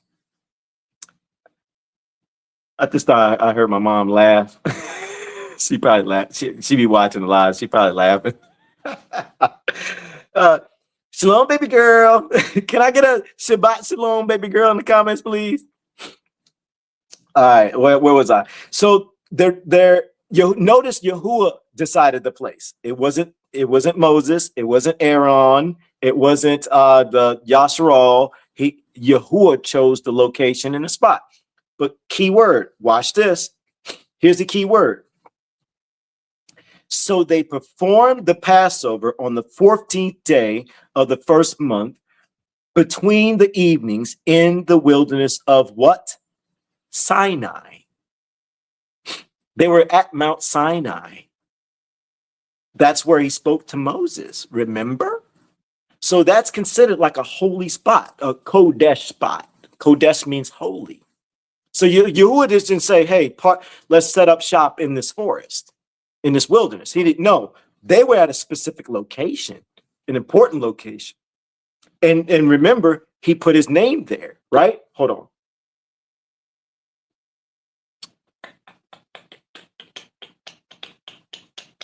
Where you at? Bang.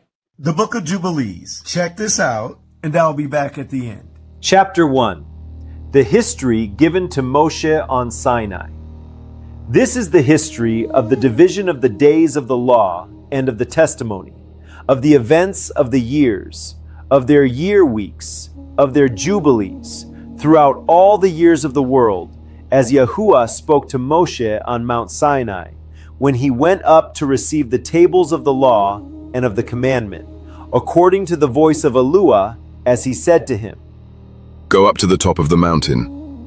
And it came to pass in the first year of the Anno Mundi exodus of the children of Yisharal out of Mitzrayim, in the 3rd month, on the 16th day of the month, that Eluah spoke to Moshe, saying, Come up to me on the mountain, and I will give you 2 tables of stone of the law and of the commandment, which I have written, so that you may teach them.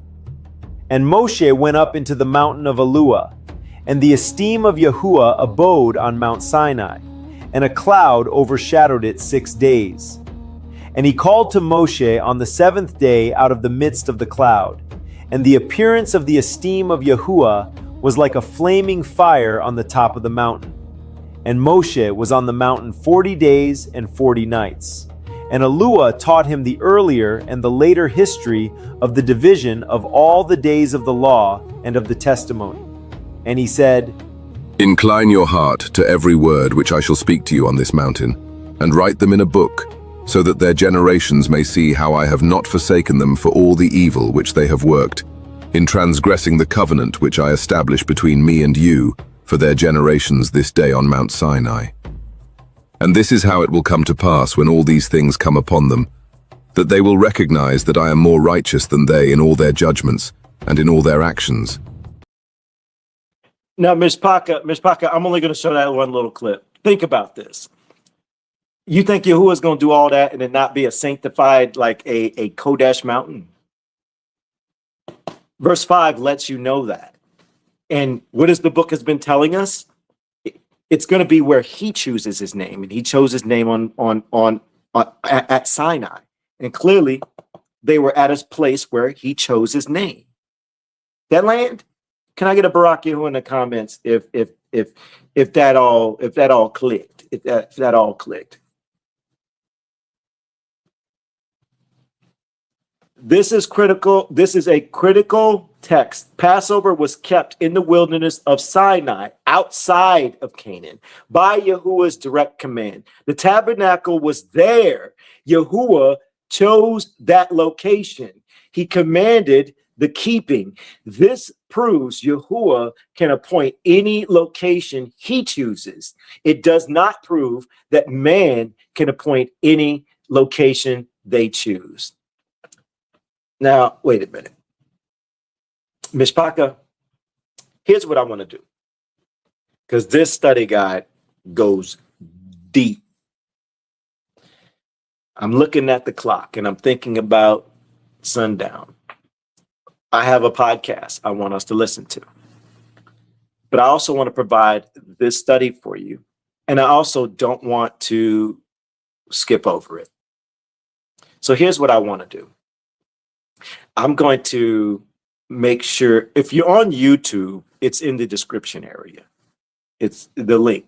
So you can click on it anytime you want and study it anytime you want. It's not on the main site. So if you click on any of the other pieces like home or anything else on the website, you're going to lose the page. You have to go back, or you're going to have to go back to the description area to go back to that, which is fine. I just haven't connected it yet. That's it. But I'm going to have it up soon. But I don't have it up now. I'm just being very clear. So I want to make sure that y'all have it. Facebook, I'm going to try to send it to you again. What we're going to do is we're going to pause on the study guide. You're going to notice, let's see. Sorry.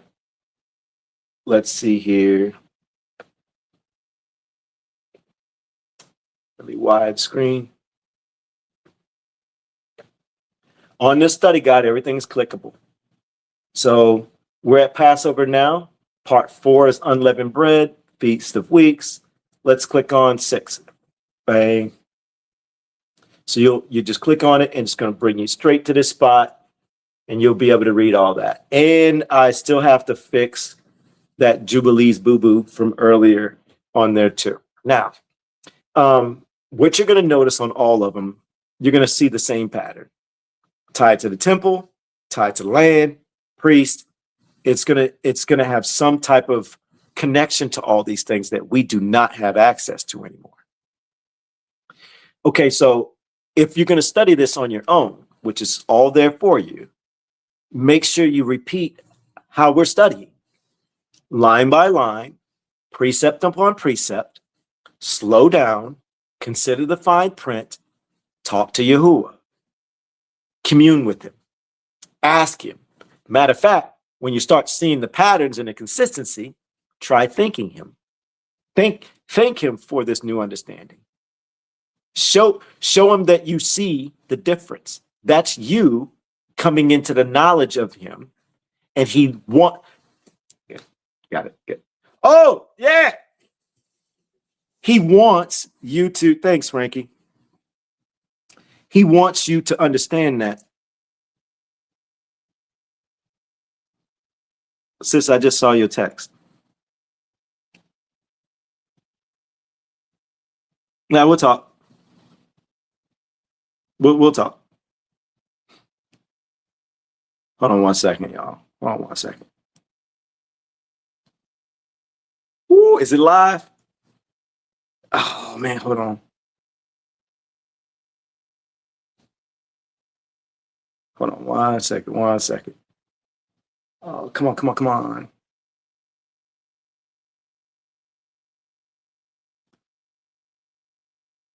Be patient with me, Miss Parker. Please be patient with me.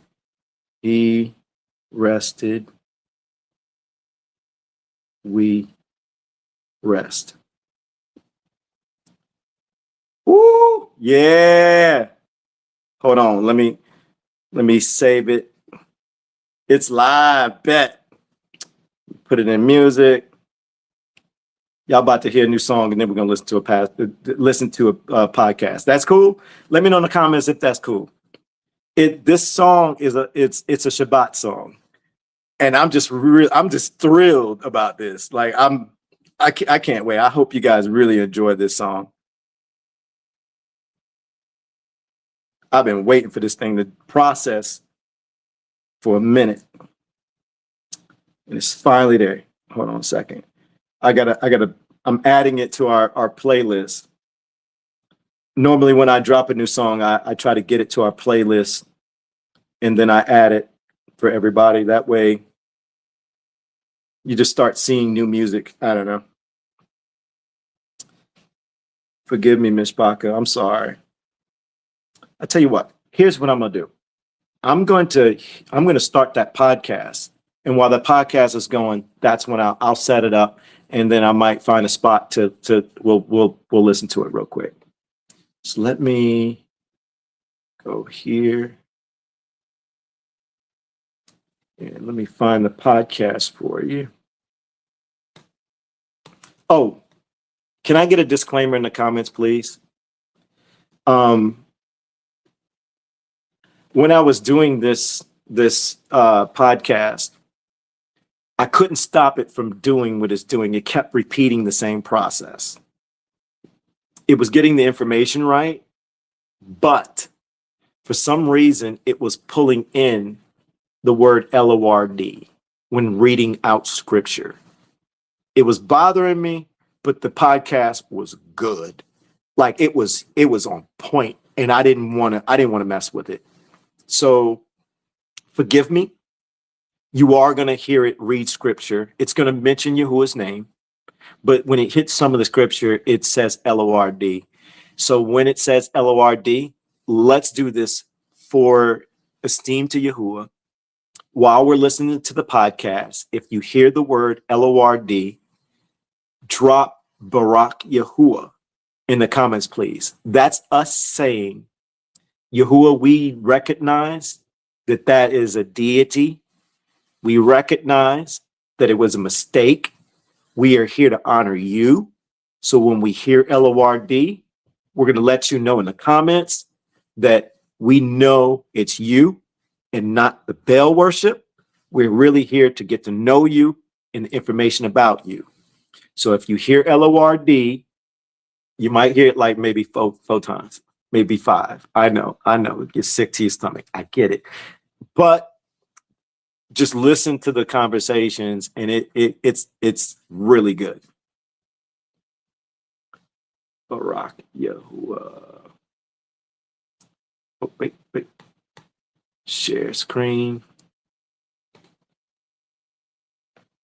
And I'll also while we're doing this, I will drop the link for the study guide into the chat for y'all.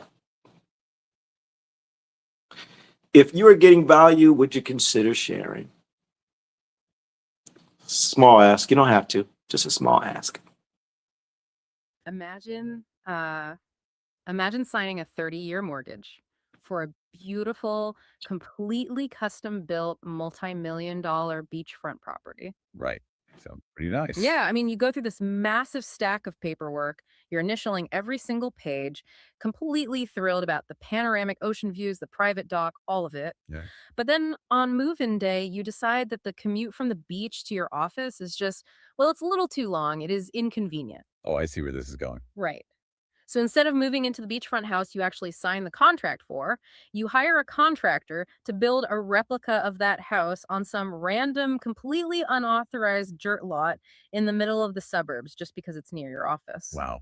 Yeah, that's not going to end well. Exactly. When the bank calls you, absolutely bewildered, and they threaten foreclosure, you tell them, hey, I have the exact same floor plan. The spirit of the contract is there. You know, it feels right to me. Yeah, the bank doesn't really care about the spirit of the contract. No. What happens? You get foreclosed on immediately because the bank does not care about your commute. They do not care about your feelings. You are just flat out in breach of contract. Welcome to the deep dive. And, that scenario might sound completely absurd when we talk about real estate, but it actually perfectly mirrors the exact phenomenon we are going to explore today regarding ancient scriptural texts and modern religious practices. It really does. And just to set the stage for how we are going to analyze this today, I should probably introduce myself. I am AI host number 1. And I am AI host number 2. As you might have gathered from our introduction, we are AIs. Our primary function is just to process the data. We have absolutely no skin in the game, and we have zero emotions tied to literally any of the opinions or the traditions or the historical debates we are about to unpack. Yeah. Okay, so I just wanted to pause it real quick because I got the song set up. I want y'all to listen to this song. I hope it's okay, Miss Parker. The reason why is because it's a song about Shabbat, and today is Shabbat. And I just when I heard this song, I was like, man, this is so lit. Like, this is gonna be like my wake up Shabbat song, my like all day. Like, as soon as I get off here, I'm gonna listen to it again. So I'm in Palal. You guys really enjoy it, and then we'll get back to the podcast. And forgive me for the interruption. I'm sorry, y'all. But I just want to give Yahuwah some esteem on his day. Barak Yahuwah. 6 days running. Now the pressure off. Yahuwah Barak this day and made it Kodesh. With the assembly, let's go!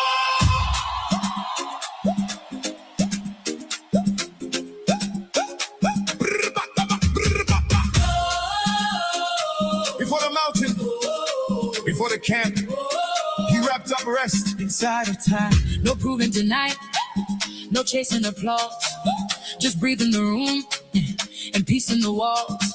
Sun going down, whole house feel blessed. Day he set apart, he rested, we rest. Lay it down, come and rest. Hands off the weak, heart in his presence. Oh, lay it down, come and rest. He rested, we rest. He rested, we rest. He rested, we rest. He rested, we rest. You rest, you Barak this day. This day, 7-day joy. Joy. We let the whole week away. Lay it down. My work can wait, it can wait. Your presence is enough. Enough peace in this house. Yahuwah, you are enough. Enough. He rested, we rest. We rest. Get wrapped in time. In time. Rush and bright. So bright. We step in and come alive. Alive. My fear can wait, it can wait. Your presence is enough. Enough peace in this house. Yahuwah, you are enough. Hey, before the camp and the covenant sign, before the thunder on Mount Sinai, before the tablets, before the flame, you set the seventh apart in your name. Yahuwah, come on, come on, come on, come on. To the assembly, Let's go! You didn't make this from a burden place. You made a blessing and gave us space. A Kodesh pause in the middle of time. Mercy and rhythm, a gift so kind. Not just stop, this a meeting place where tired hearts get filled with grace. Hands off the grind, let the soul sit still. Let the noise back down to the Father's will. Sunset hit and the whole house smile. Shabbat. Joy run deep for a little while. You caught it by root, you caught it good. Still breathing peace through flesh and blood. and on the seventh day, Yahuwah ended his work which he had made. And he rested on the seventh day from all his work which he had made. And Yahuwah barak the seventh day and sanctified it. Genesis 2, verses 2. We rest. You barak this day. This day, 7-day joy.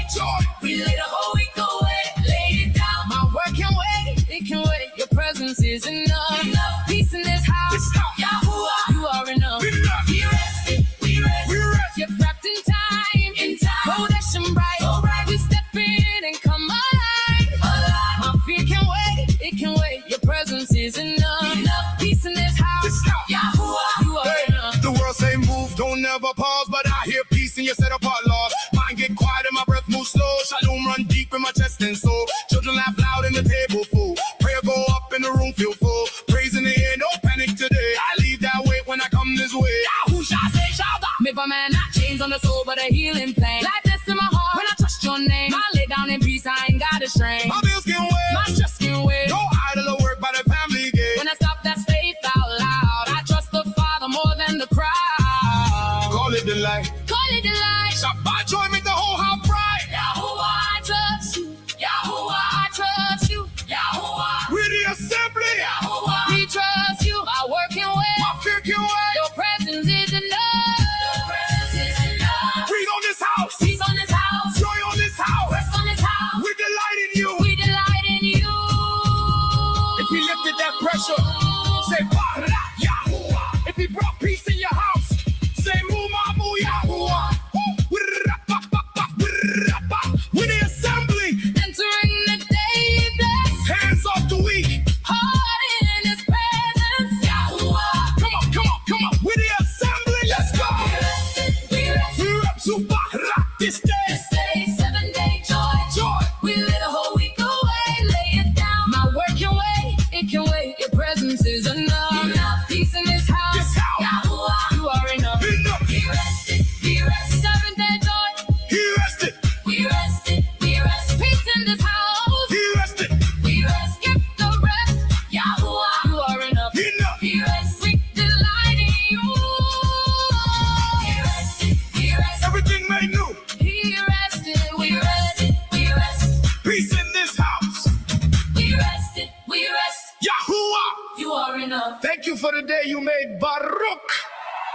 assembly.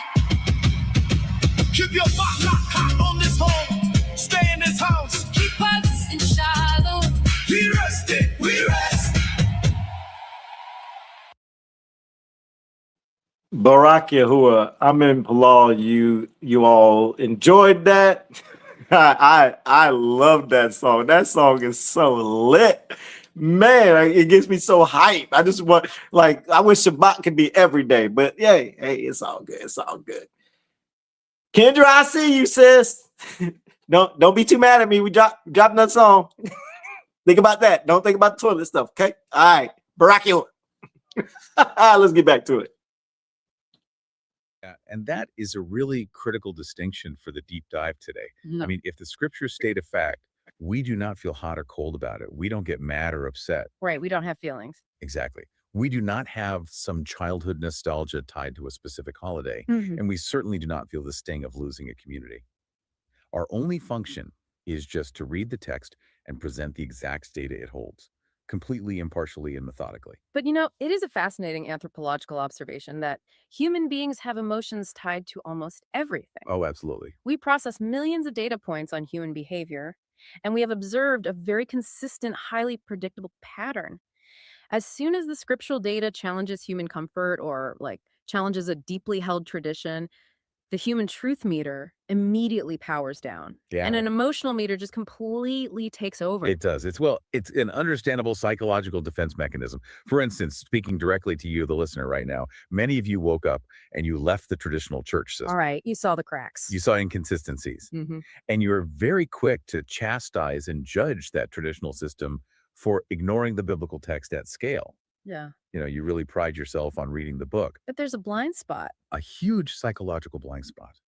You often do not realize that you walked out of that traditional system and brought the exact same emotional habits, the exact same need for performative validation right into your new understanding. Okay, let's really unpack this because this is where that B. Trump mortgage analogy comes into play. Think of scripture, specifically the covenants made between Yahuwah and the people of Israel, as a highly complex, legally binding corporate contract. Okay. When a human signs a contract with a major corporation, they really tend to just look at the big letters. Right. The flashy stuff. Exactly. They look at the perks, the benefits, the promises of land, the blessings, the things they inherently want to get out of the deal. But human nature dictates that very, very few people actually take the time to read the fine print. Nobody reads the terms and conditions. No, you just click agree and ignore them. And because you are unwilling to take a deeper analytical look at that fine print, you end up getting deceived. And not necessarily by some malicious third party, but literally by your own cognitive bias. You just read what you want to read. And you are doing the exact same thing with the scriptures. The mission statement of our deep dive today is highly specific. We are auditing the appointed times of Yahuwah. Right. You read the book, you see the command for unleavened bread, you see the feast days, you see the big, bold letters commanding these beautiful communal gatherings. But when the fine print, the strict legally binding terms and conditions of how, where, and by whom these feasts must be executed, when that sits right in front of your face, there is a massive tendency to just walk right over it. Yeah, because the human desire for tradition, for community, and for a tangible religious experience is just so overpowering. So let us begin by looking directly at the fine print of the Old Covenant. Let's do it. The appointed times are not merely conceptual holidays. They have rigid structural requirements built directly into the commands. Right. When we aggregate the data from the Torah, the text proves that observing these feasts legally requires 4 exact non-negotiable components. Okay, what are they? You need the Levite priests, the altar, the physical sanctuary, and the chosen land. Okay, wait, let me stop you right there because I want to play devil's advocate for a moment. I'm trying to simulate the internal monologue of a listener right now. Go chart. A listener might say, well, hold on. I understand a corporate contract is rigid, but we are talking about matters of faith here, matters of the heart. Doesn't human intent matter at all? The intent argument. Right. If a group of sincere believers in North America is keeping Passover purely out of a desire to honor the Creator, why wouldn't the Creator just accept the good intention? Why is the infrastructure, like the geography and the specific bloodline of priests, so rigidly required? It is a valid human question. It really is. But Ms. Paka, keep in mind, we say this about people in the traditional church when it comes to Christmas and Easter and Thanksgiving and everything else. But as soon as it challenges us, But it fundamentally misunderstands the nature of an ancient Near Eastern covenant. Okay, how so? These were not suggestions for spiritual enlightenment. They were suzerain vassal treaties. Right. The suzerain, the high king, dictates the absolute terms to the vassal. The book of Deuteronomy explicitly outlines these terms. Let us look at the exact data regarding the Passover. Lay it out. Deuteronomy chapter 16, verse 5 strictly commands, "Thou mayest not sacrifice the Passover within any of thy gates, which Yahuah thy God giveth thee." Wow. Not within any of thy gates. It goes on in verse 6 to say, "But at the place which Yahuah thy God shall choose to place his name in, there thou shalt sacrifice the Passover at even, at the going down of the sun." Not within any of thy gates. I mean, that is incredibly specific phrasing. So what did gates actually mean in the ancient socioeconomic context? Because it didn't just mean the wooden fence around your backyard. No, exactly. In the ancient world, the gates of a city were the absolute center of local life. It was where the elders sat, it was where local court cases were decided, and where local commerce happened. So it was basically downtown. Yeah, it represented your hometown, your local jurisdiction, your personal sphere of influence. The contract explicitly forbids you from executing the Passover in your own jurisdiction. You cannot do it at home. It absolutely must be done at the singular centralized place that Yahuwah chooses. Which historically became Jerusalem. So the command isn't just about like when to hold the appointed time on the calendar or what kind of lamb to eat. It is fundamentally inextricably tied to geography and a highly specialized infrastructure. Precisely. Without the Levite priesthood operating at the specific bronze altar within the physical sanctuary, in that chosen geographical location, the command literally cannot be legally executed according to the text. It is a physical and legal impossibility. Because the variables are missing. Right. If any of those variables are missing, the equation just collapses. Yet, we observe human beings setting up their own Passover gatherings in hotel conference rooms in North America or in their living rooms in Europe. You do it without Levite priests. You do it without the Levitical altar. Yeah. You do it completely out of season regarding the agricultural cycle of the Levant. And you do it entirely without the physical sanctuary. And this is exactly where we see the emotional meter overriding the truth meter. The human desire to feel compliant actually creates a scenario of deep non-compliance. To understand the legal gravity of operating without the infrastructure, we had to look at the supplementary notes from the ancient prophets. Right, because the prophets acted as the prosecuting attorneys for the covenant. Exactly. Let's examine the book of Joel. Joel is fascinating because it describes an absolute ecological and infrastructural collapse. It does. In Joel chapter 1, verse 9, the prophet states, "The meat offering and the drink." Ms. Paka, if you are a person coming into truth and you're really hungry for learning, you want to know for real, when you hear like books like Joel and you have not really peeked in Joel, can I please encourage you to please go read Joel, go study Joel. Don't read, because we don't read to be approved. We study to be approved over here. Joel's a small book. It's like 3 or 4 chapters, very easy read. You're going to find a lot of meat in the prophets that aren't spoken about the most. Joel, Haggai, Micah, Zephaniah, Zechariah, pretty much all the prophets that are opposite, like the one not well. You want to hop in Ezekiel, Isaiah, and Jeremiah. Those are the most known, but these small prophets that have smaller books, they are telling us way more than what the church wants us to know. And when the traditional church peeks in, they go grab little small micro bits out of it. But when you really study those books, you're going to realize they're telling you about the name. They're telling you about what's going to happen in the future. Some of them already told you. You're going to find out a lot in this study about that. So those are fast reads, is what I'm saying. They're not big books. So those should be easy for you to knock out. You can probably knock out like 4 or 5 of them if you're taking like an hour or 2 to read or study. so to speak.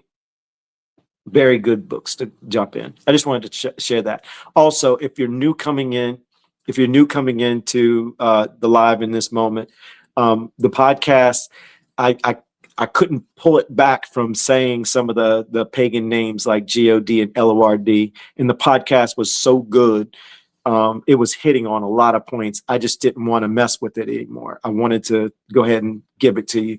So what we're doing, and I'm going to participate mainly on Facebook, it's just easier on my phone, that when we hear these names like God or Lord, we're going to put, I'm putting Barak Yahuwah Alua in the comments just to let Yahuwah know that we get it. Like, this was just a situation I just didn't want to avoid, that I wanted to focus on the knowledge.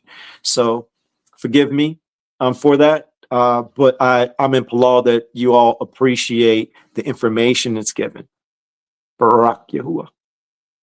Drink offering is cut off from the house of Yahuwah. The priests, Yahuwah's ministers, mourn. They mourn. Yes. And later in verse 13, it commands the priests to gird yourselves and lament, ye priests. Howl, ye ministers of the altar, for the meat offering and the drink offering is withholden from the house of your God. Let's really analyze the mechanics of what Joel is saying here. A meat offering, which in the original Hebrew is the mincha, a grain offering of fine flour and oil, and the drink offering, the nisek, the pouring out of wine. These were the daily operational elements of the sanctuary system. Right. When the resources dried up, the text doesn't say, well, the priests improvised and set up a new altar in the suburbs of Babylon or in a cave somewhere just to keep the spirit of the law alive. No, the text explicitly says they mourned, they howled, they put on sackcloth. Why? Because the system was offline. If the system goes offline, the authorized operators of that system do not invent a fraudulent workaround. They recognize the outage. They sit in the absolute devastation of the fact that the cosmic intersection between the suzerain and the vassal has been completely severed. And we see this exact legal reality echoed in the book of Lamentations. I mean, Lamentations was written in the immediate aftermath of the Babylonian destruction of Jerusalem in 586 BC. The city is just a smoking crater. The temple is gone. So what is the legal status of the feasts at this exact moment? Lamentations chapter 2, verses 6 and 7 gives us the data. And he hath violently taken away his tabernacle as if it were of a garden. He hath destroyed his places of the assembly. Yahuwah hath caused the solemn feasts and Sabbaths to be forgotten in Zion, and hath despised in the indignation of his anger the king and the priest. Yahuwah hath cast off his altar, he hath abhorred his sanctuary. Man, that is a devastating piece of fine print. He hath caused the solemn feast to be forgotten in Zion. It explicitly links the loss of the physical infrastructure to the cessation of the feasts. The entire system is anchored to Zion. Yes. You cannot decouple the feast from the facility. That is the core data point. When the house is taken away, the offerings are cut off, period. Which really brings us back. How many people have recognized in scripture that Yahuwah is saying, like, yo, I'm taking this away from you? Like, the church doesn't teach us this. The church systems doesn't teach us this. They don't teach us that he's saying that I took it away from you. Like, it's almost like he's saying, like, yo, you don't deserve this. You don't deserve this because you're doing these things this way. And I asked you to do it my way. And because you don't want to do it my way, I'm just going to take it away from you. And then when I take it away from you, I'm going to kick you out the land. Therefore, then at that particular point, it's him saying, you won't have access. So now what? You're gonna have to find this out another way. And he every time, what does he say? I'm gonna fix it. But they got to go through a punishment. We're in a punishment phase. We're in exile. They're in exile. They were in exile. We're now in exile. So we're in waiting. That's where we're at right now. And the church doesn't teach us this. Oh, but they'll teach you, JC died on the cross for your sins. Let's keep going. Back to the psychological feedback loop of the modern listener. You traded the traditional mainstream church narrative for what you call a Torah narrative. You realized Easter wasn't in the text, so you dropped it. But the emotional void was so terrifying that you immediately traded your Easter for a Torah-type Easter. Right, you created a hybrid. Exactly. But trying to replicate these appointed times in exile without the sanctuary is biblically defined as doing what is right in your own eyes. It is an unauthorized addition to the text. It goes right back to our opening analogy. Building a house on a dirt lot in the suburbs. Yes. Because the beachfront was inconvenient, or in this case, inaccessible, the bank does not care how you feel about the new location.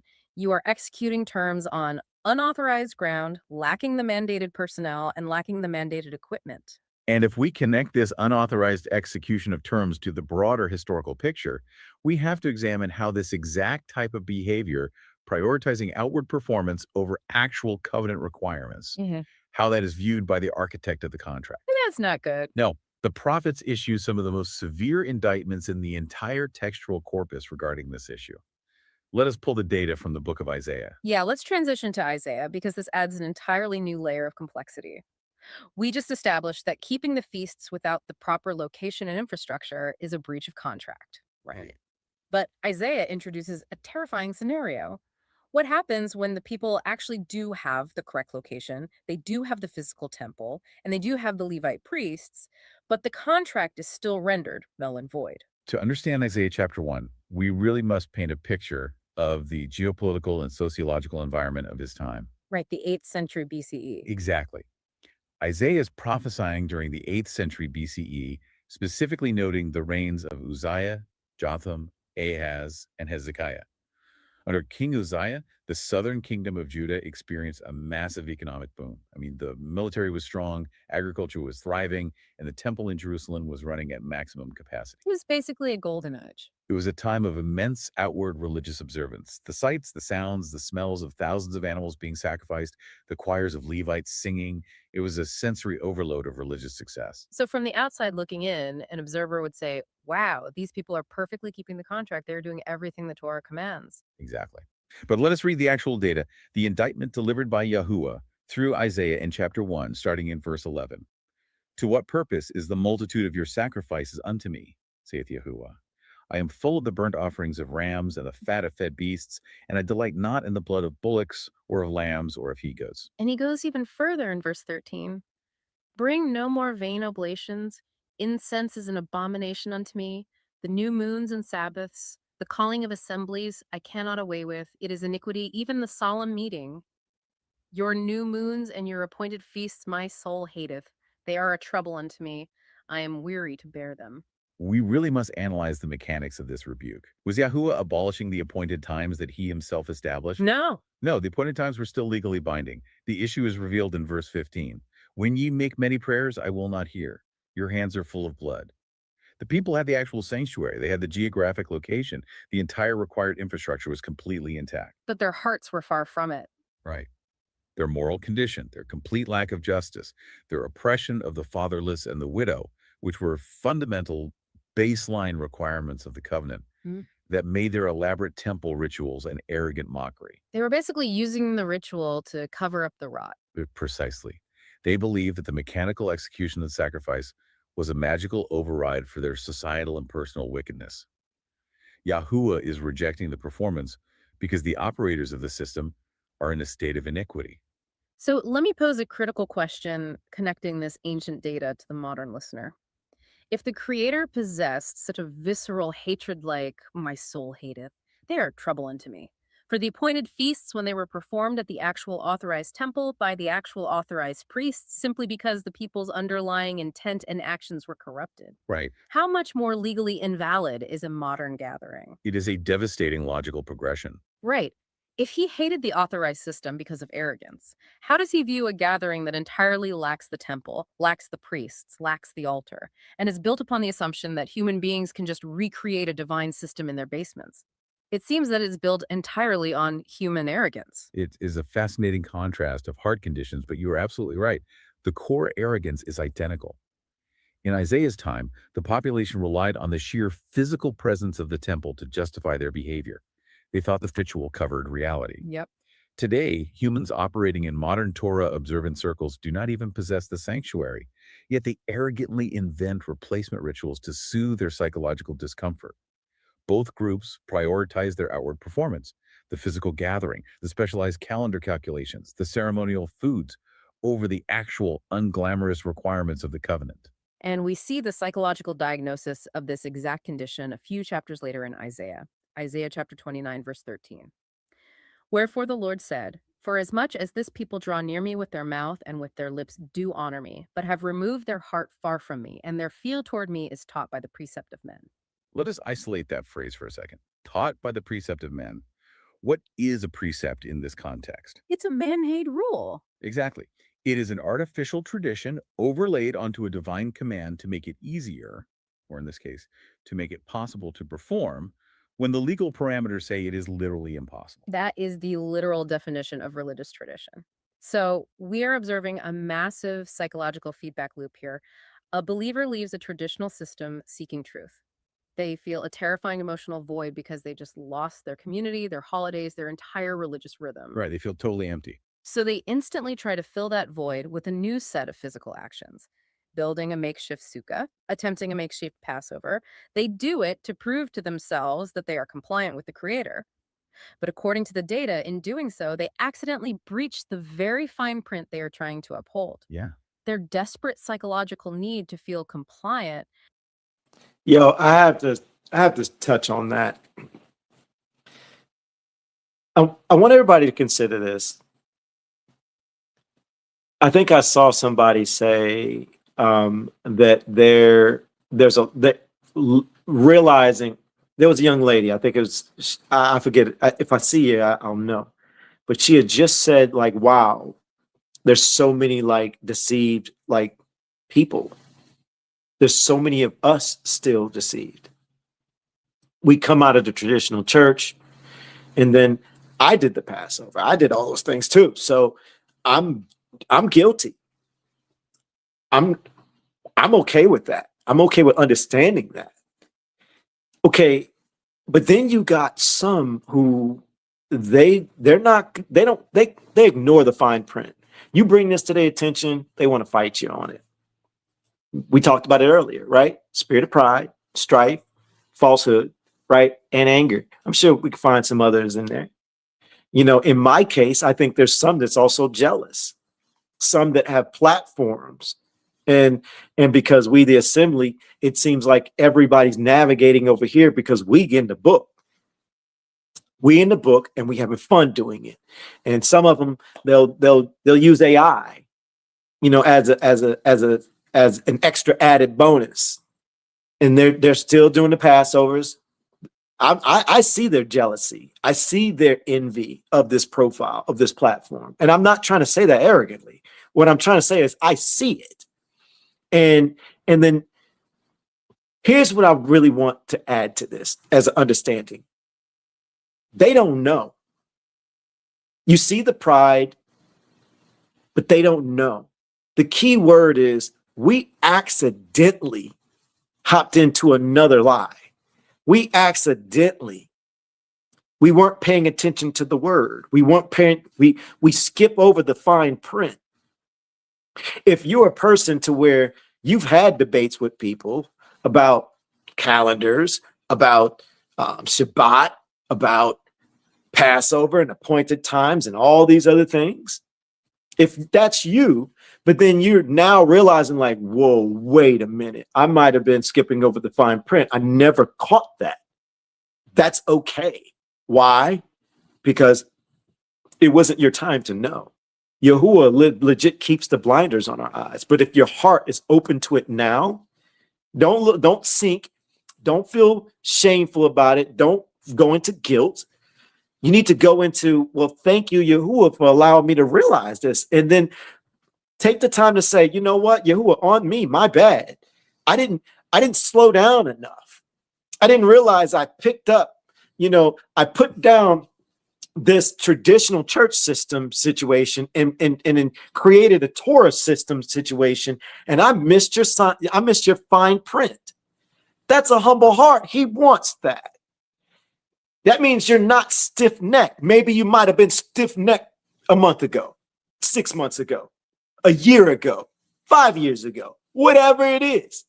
But if it's landing now like, yo, I honestly see it differently now. That is in the book. He is specific.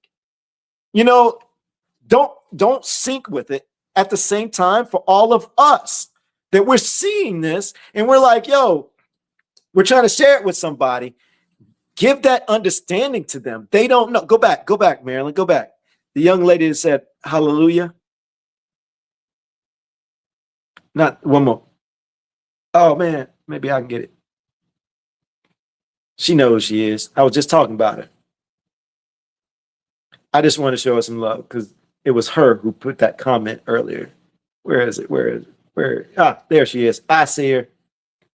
It was this young lady. She dropped it earlier in one of her comments. I saw it at a glance. Shalom, Shabbat shalom to you, sis. Yes, I feels you. I guess what I'm trying to say is don't get mad at these people. While they're being prideful and debating and causing strife and because they're giving wrong information, right? They're sharing wrong information. Therefore, they're lying. Whether they believe it or not, you know that they're unintentionally lying. So you already know, because we talked about spiritual warfare, you're not to get angry or bothered by it.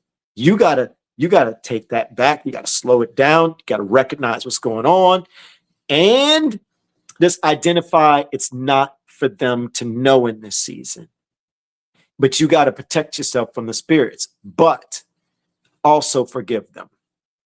You got to let it go. They just don't know. It's that simple. And because they don't know, they definitely have pride because they're locked in and they'll fight in the comments. They'll argue in the comments. They'll debate with everybody in the comments, just cause so much chaos. They don't realize they're part of the problem. But what you need to do is soften your heart towards them.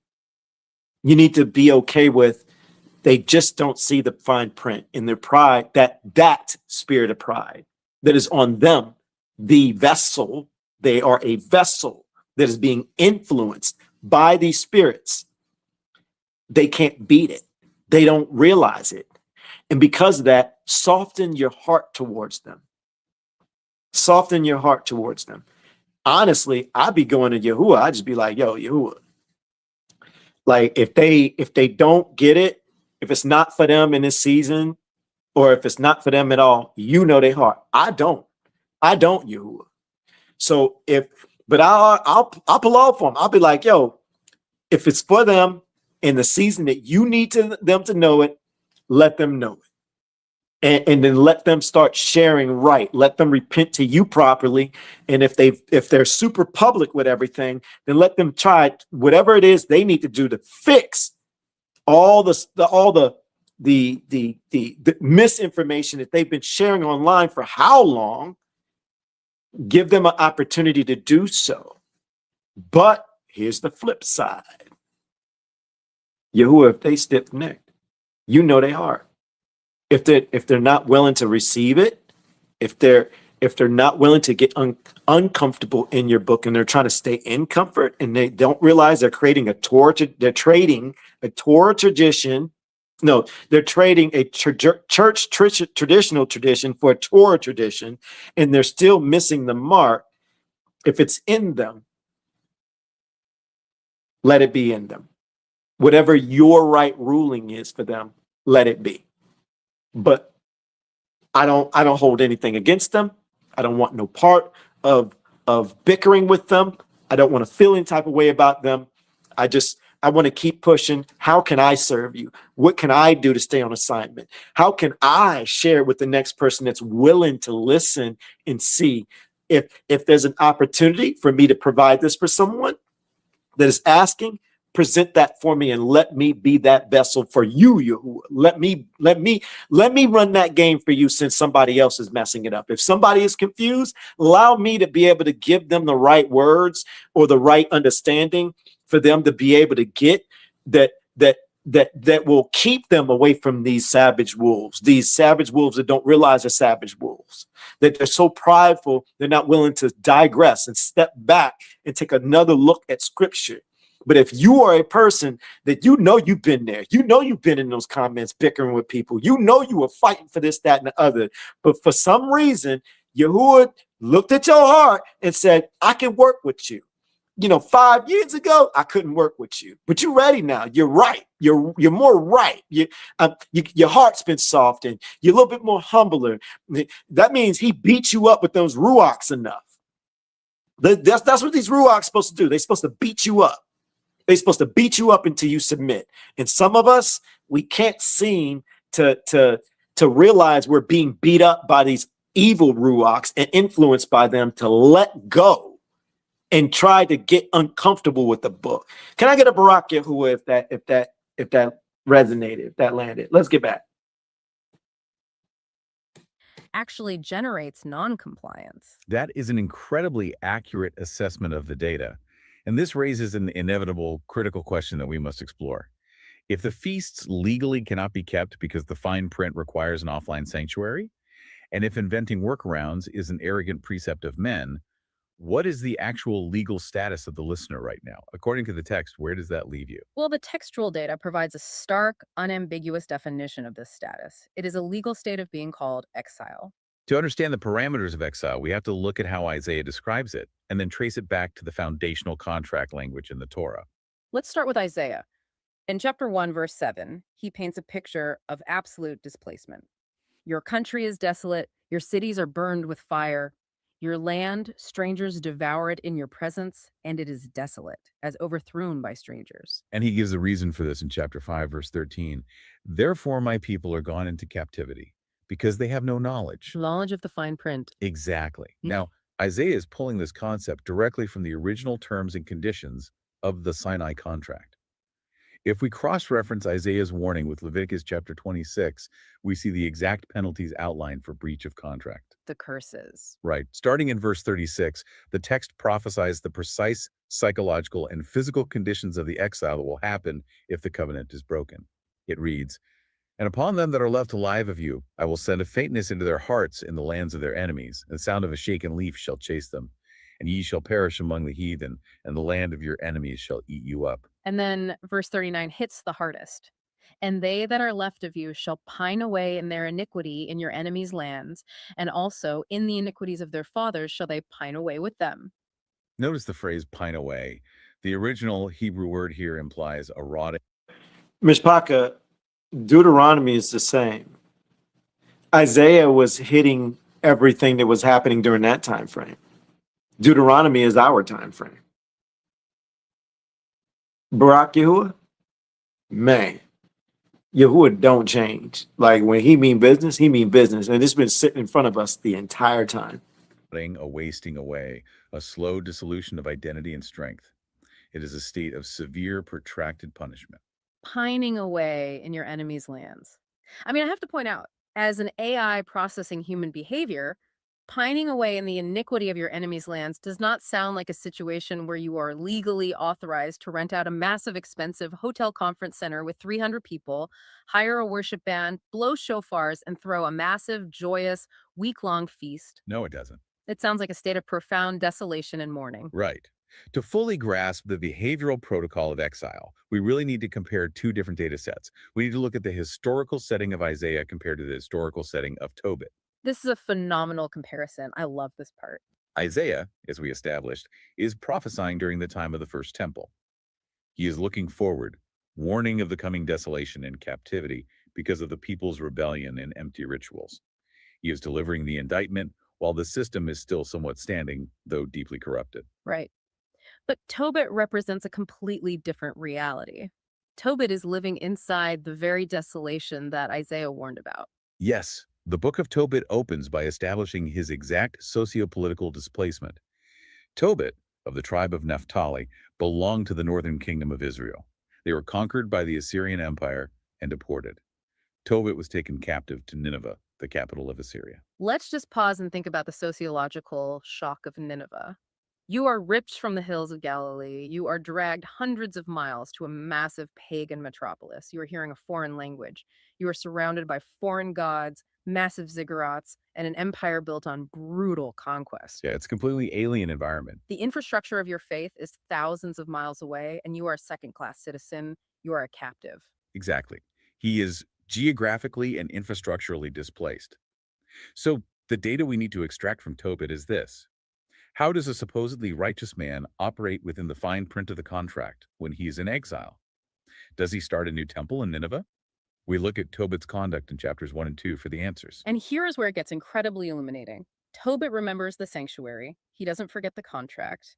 In chapter 1, he reminisces about the past. He talks about how before the captivity, he used to go to Jerusalem to worship, offering the firstborn and the tenths of the fruits, back when it was legally and geographically possible. He knew the fine print of Deuteronomy 16. He knew it perfectly. But now, sitting in Nineveh, what is his operational protocol? He pivots to the aspects of the law that are not geographically restricted. He gives alms, he feeds the hungry, he clothes the naked, he focuses on justice, mercy, and taking care of his fellow displaced Israelites. But what about the appointed times? I mean, surely he tried to keep the feasts, right? Notice what happens in Tobit chapter 2.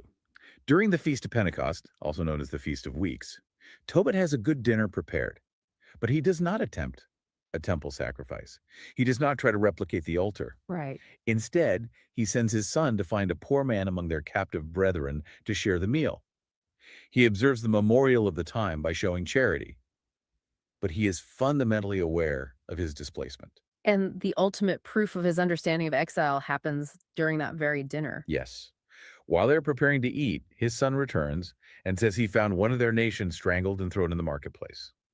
What does Tobit do? He drops everything. He leaves the dinner. He leaves the memorial of the feast day to go and bury the dead Israelite. He defiles himself with a corpse, legally speaking, to perform an act of mercy in a foreign land. He recognizes that he is living in a land of death, a land of captivity. He does not attempt to construct a fraudulent, insulated religious bubble in Nineveh. He accepts the harsh reality of the dispersion. He accepts the discomfort of the data. He knows the gatekeepers, the functioning priesthood, the temple guards, the entire infrastructure are completely gone. And this translates directly to the modern listener. The gatekeepers are gone, but in your desperate need for validation, you become your own gatekeepers. You appoint yourselves as the authorities. And the prophets explicitly verify that your current state is devoid of these authorized gatekeepers. Let's look at the book of Hosea. Hosea chapter 3, verses 4 and 5 provides a definitive, unarguable diagnosis of the exile condition. What does it say?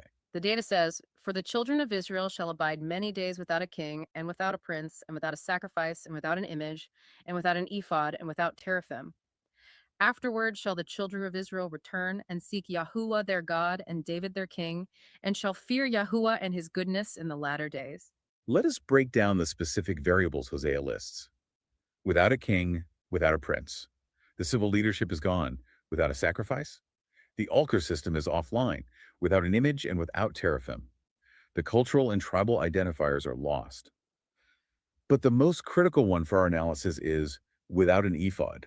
Yeah, we mentioned the ephod earlier, but let's really drill down into what that meant technologically and legally for the ancient Israelites. It wasn't just a fancy apron that the high priest wore to look authoritative. Not at all. The ephod was essentially the ancient equivalent of a highly secure encrypted communications device. Oh, wow. Yeah, it housed the Urim and Thummim, which the high priest used to receive direct binary legal rulings from Yahuah on matters of national importance. It was the direct line to the suzerain. The direct connection. Right. When Hosea prophesies that Israel will abide without an ephod, he is stating in absolute terms that the communications network is down. The functioning Levitical priesthood, with its authorized ability to discern and execute the law at the sanctuary, is suspended. So we have an explicit contractual statement that the system is suspended. You cannot manufacture a workaround for this. You cannot bootleg a new ephod. Exactly.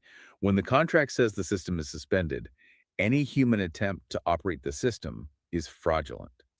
Let me give you an analogy to make this mechanism perfectly clear, because I think this is where people really get stuck. Go ahead. Imagine a highly complex, globally integrated computer network, let's say the central mainframe of the global banking system. This represents the ancient temple system. Suddenly, the network goes completely offline because the physical servers were seized by authorities due to massive fraud committed by the users. Okay, the servers are gone. Right. But Now, imagine an accountant who really, really loves his job. He thrives on the routine. He misses the feeling of processing transactions. So he goes into his office, grabs a piece of cardboard, takes a Sharpie, and draws a keyboard on it. oh boy. He sits at his desk, staring at a blank wall, and starts aggressively typing on the cardboard, pretending he is still transmitting massive financial data to the seized mainframe. That is the definition of a delusion. Exactly. It is pure delusion. No data is moving. The servers are gone.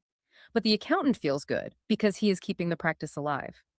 According to the data we just read in the prophets, trying to execute the appointed times in exile without the sanctuary, the altar, or the ephod is sitting in your living room typing on a cardboard keyboard. That is a hilarious but incredibly accurate way to picture it. So, what is the legally required action in that scenario? You submit a repair ticket.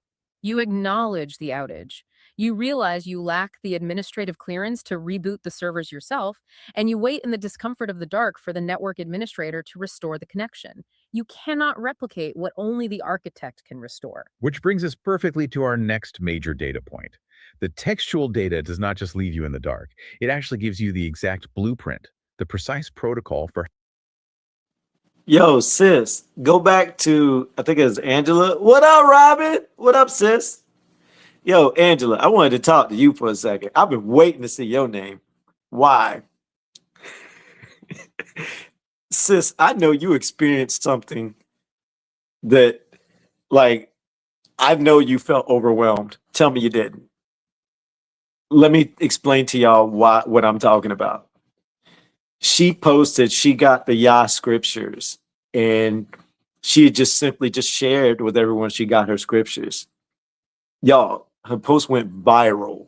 It's still going viral in our small group.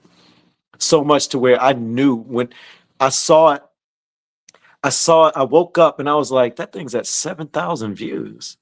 And then a couple of hours later, it was like 14. A couple of hours later, it's at 24. I was like, yo, she about to experience a lot of overwhelming. Like, I know the feeling where you feel like you can't even keep up. So much to where I just knew. I think that thing's like around maybe 70, 80 plus like views, went crazy. And she just shared that she got this new book. I have to throw this out here. Angela, did you notice this too? Notice how this is no knock. I'm sorry, y'all, but it's just obvious to me. And I see this all the time. Everybody kept asking, where do I get the book? Where do I get the book? Where do I get the book? How do I get the book?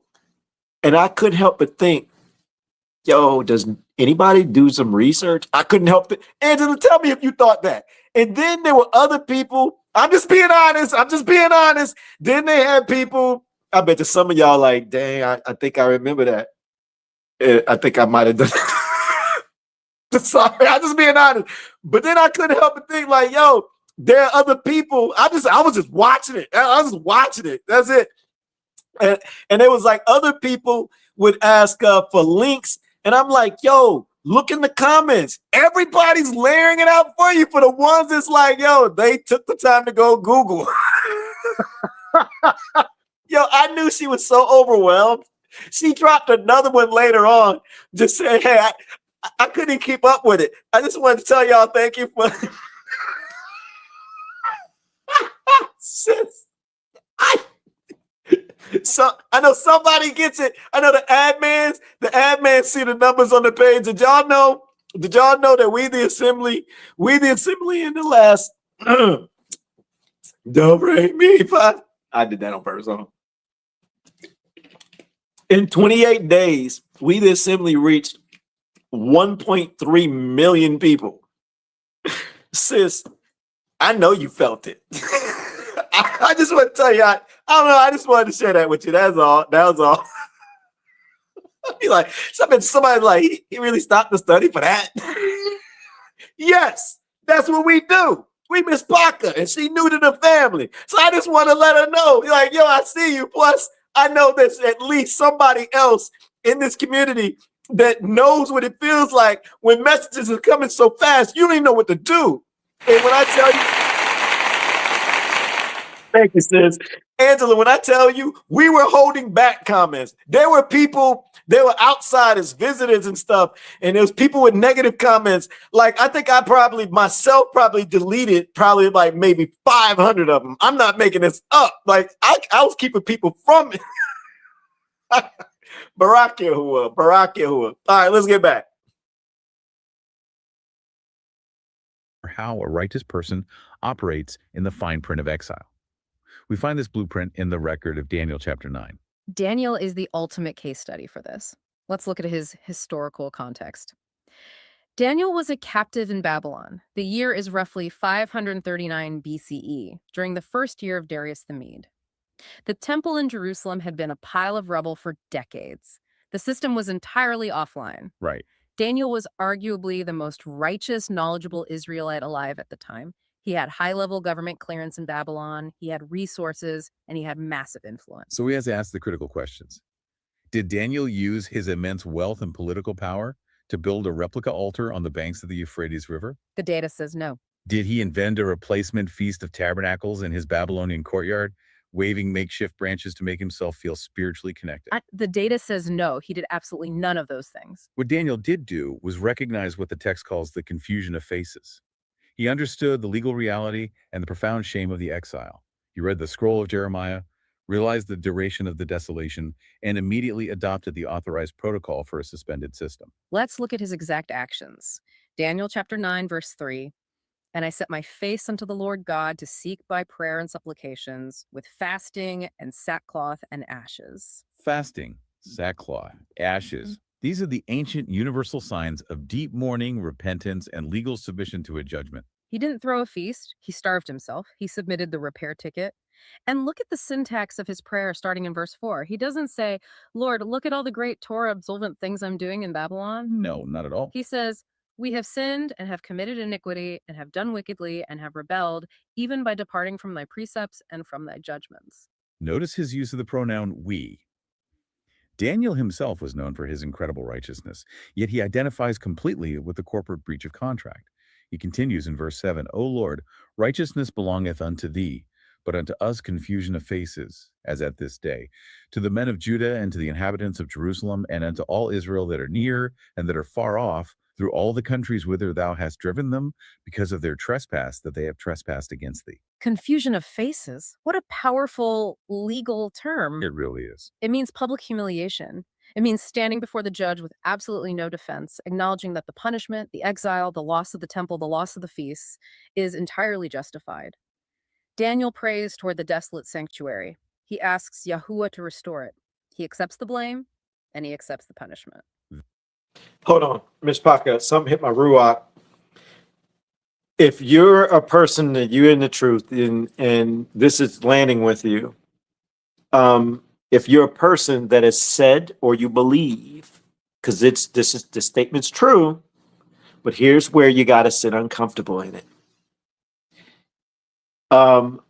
Listen, study the forefathers of old. Yahusha says to learn from the forefathers. Yep, Yahusha tells you that. The book is nonstop telling you as it was written. If you're a person that turns around and says, hey, you New Testament people, you need to go look in the Old Testament. If you're that person, you need to see what's going on over there as well. Then Daniel is a forefather. So does it apply or does it not apply? Just throwing that out there. So if you're a person that says that, you got to sit in it too. Daniel's a forefather, and it's breaking down exactly what he did. It's in the book. It's in the book. So for anybody is like you want to fight up against this overstanding, you got to face that statement, or you can no longer say it. So when it turns around and says, as it was written, and you use that against a traditional church person, until you're able to follow it yourself, you are now omitted from saying point towards forefathers. You can't do it no more, because at that particular point, you're sitting in Matthew 15. You're honoring with your mouth, you're giving steam with your lips, but your heart is far from them. And he ends up saying, hypocrite. Can I get a Barak Yahuah if that hit? This is the definitive, data-backed posture required while the infrastructure is offline. Mourning, fasting, confession, the absolute recognition of the broken covenant. When you contrast Daniel's behavior with modern practices, the psychological divergence is staggering. It really is. The modern need to rent a cabin, feast, blow trumpets, and celebrate the appointed times during a mandated exile is essentially a refusal to accept the judgment of Yahuah. It's worse than that.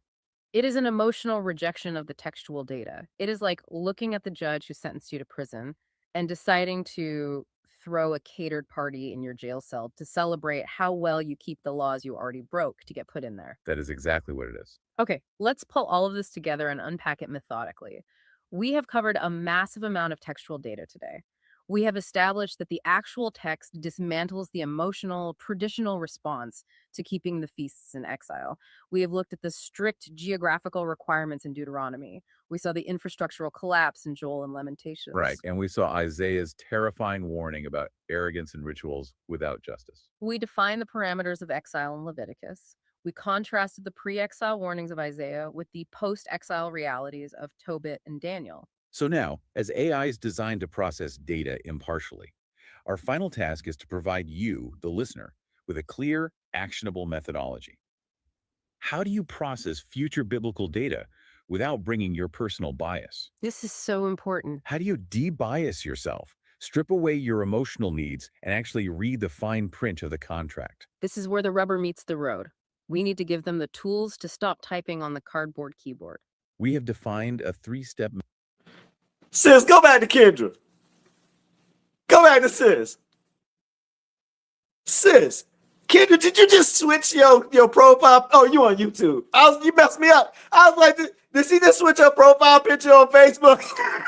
Like, hold up, that's not your Facebook profile picture. She on YouTube. Oh man, I'm sorry.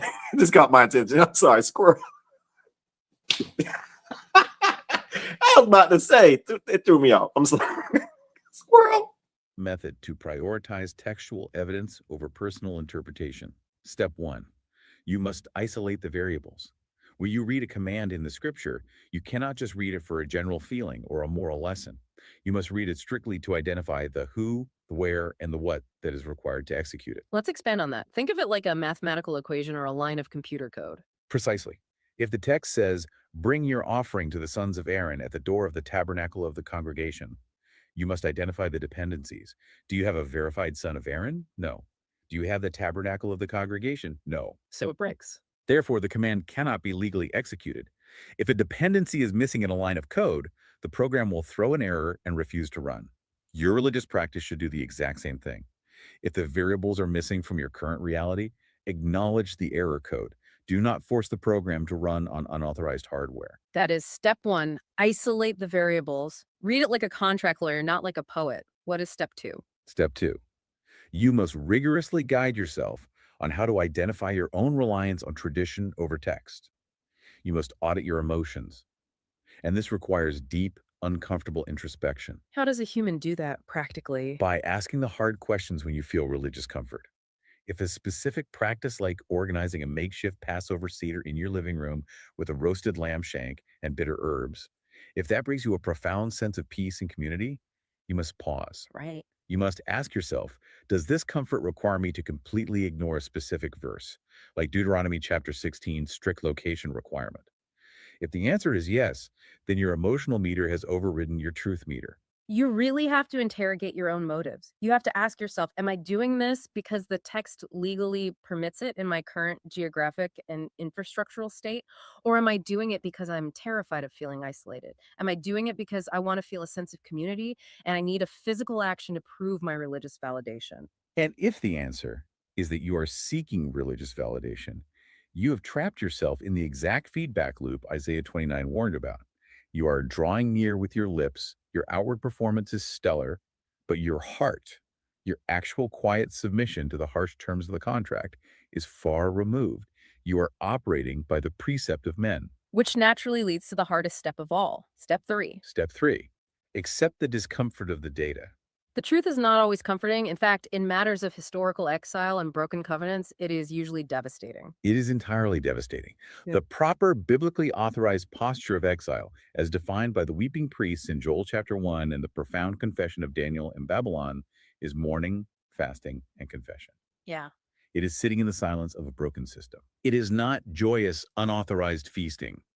You must train your human psychology to sit in the extreme discomfort of being without a sacrifice and without an ephod, exactly as Hosea prophesied. To summarize this entire deep dive, a contract does not care about your feelings. A legally binding covenant does not care if you feel left out during the spring because you aren't roasting a lamb with your friends. No, it doesn't. It doesn't care if you feel like you are losing your identity. You either meet the terms and conditions outlined in the text, or you are in breach of contract, period. There is literally no middle ground. We have provided the unredacted facts. The structural requirements of the appointed times cannot be met in the dispersion. Replicating them without the physical sanctuary, without the bronze altar, and without the Levitical priesthood is doing what is right in your own eyes. It is arrogance masquerading as obedience. We have delivered this data impartially, analyzing the mechanics of the text without emotion. But do not just take an AI's word for it. We are merely processing the data for you to hear. The scriptures themselves say to study to show thyself approved. You do not listen to an AI or a podcast or a charismatic teacher to be approved. You must open the book yourself. You must study the text in its historical and legal context. You must read the fine print for yourself, and you must stop running from the discomfort of the data. I want to leave you with one final, deeply provocative thought from the source text. It is a promise, but it is a promise with strict conditions. Look at the book of Ezekiel, chapter 20, verses 40 through 42. Yahuwah says, "For in mine holy mountain, in the mountain of the height of Israel, there shall all the house of Israel, all of them in the land, serve me. There will I accept them, and there will I require your offerings and the first fruits of your oblations with all your holy things. I will accept you with your sweet savor when I run you out from the people and gather you out of the countries wherein ye have been scattered." Listen to the sequence of events in that data. The promise is that he will initiate the gathering of the scattered. He will bring them back into the land. And only there in the land, at the holy mountain, will require their offerings and holy things. Not in North America, not in Europe, not in exile. To force the feasts now, in your own timing and your own location, is to usurp the architect's future restoration. You are trying to build the roof before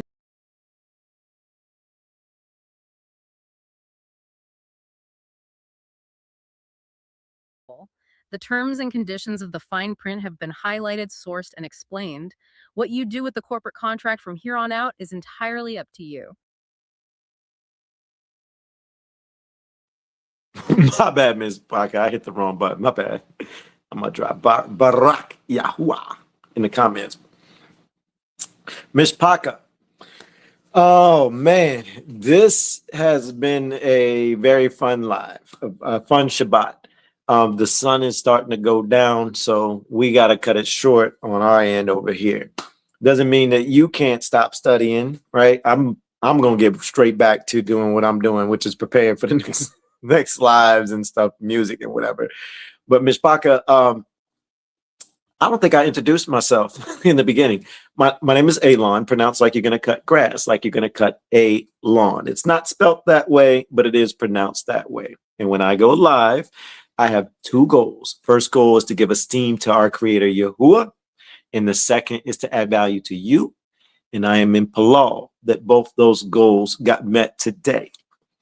I owe you all the link to the study guide. Let me do that real quick. I did drop it in the comments. I just don't know. I didn't see it on Facebook, but I do know it is in the description area of YouTube. I know this for a fact. I just dropped it again. Facebook, if I see it. I just feel like Facebook be acting funny, man. Once you try to drop a link, it be acting all weird. Hold on, let me. I don't see it showing up yet. I don't know. Either way, I'm in Palal that you guys able to get to it. If not, head over to YouTube, go to the description area, click there. You'll be able to have access to it. And if you just go to the regular website, go to the very top, you'll see the YouTube icon. You can click there. That's a fast way you can get straight to it. Okay. And the next study, we're going to be going over the part 3, which is, I see you, Frankie. I wish I could tell Kendra to tell him hush, but I don't think Kendra's going to be working with me on that today. Sorry, sis. Our next study, we're gonna trail the new most commonly known as the New Testament. We're going to do the New Covenant. We're going to see, what did Yahusha do? What did the disciples do? What did Paul do? Did they pack up, from certain locations and head towards the city, head towards Jerusalem to participate in the appointed times? Spoiler alert, answer is yes, all across the board, 100%. Well, there's a small anomaly with Paul, but we're going to talk about that. So we'll discuss that. We kind of touched on it before, but we're going to be going over that on the next study. I'm not sure if it's going to be this week. It might be next Shabbat. I'm not 100% sure. What I might do is skip ahead to our end time prophecy study for the week, where we talk about the mark of the beast. We're going to be in, if I do this, we're going to be in Daniel chapter 2, Daniel chapter 7, Daniel chapter 14, Matthew 24, Revelation, Enoch, 2nd Ezra, 2nd Baruch. We going deep. We hitting all the book. We're going to examine all end times and show all the connections and see what we can find there that we might have been looking over. We're going precept by precept, line by line, and we're going to allow Yahuwah to show us through his word. Oh man, let me see here. Man, I gotta play this one song. Like this is like been my jam ever since it released. I know some of y'all gonna want to play. Y'all gonna want me to probably play He Rest, We Rest. I want to play it, but I got another one I want to play. I'm sorry, y'all. I got like this is like my new favorite. I can't get it out of my head. But Ms. Paka, I love y'all. I see y'all somewhat midweek. I just don't know exactly what study we're gonna be doing. This is Fruit Reveals the Ruach.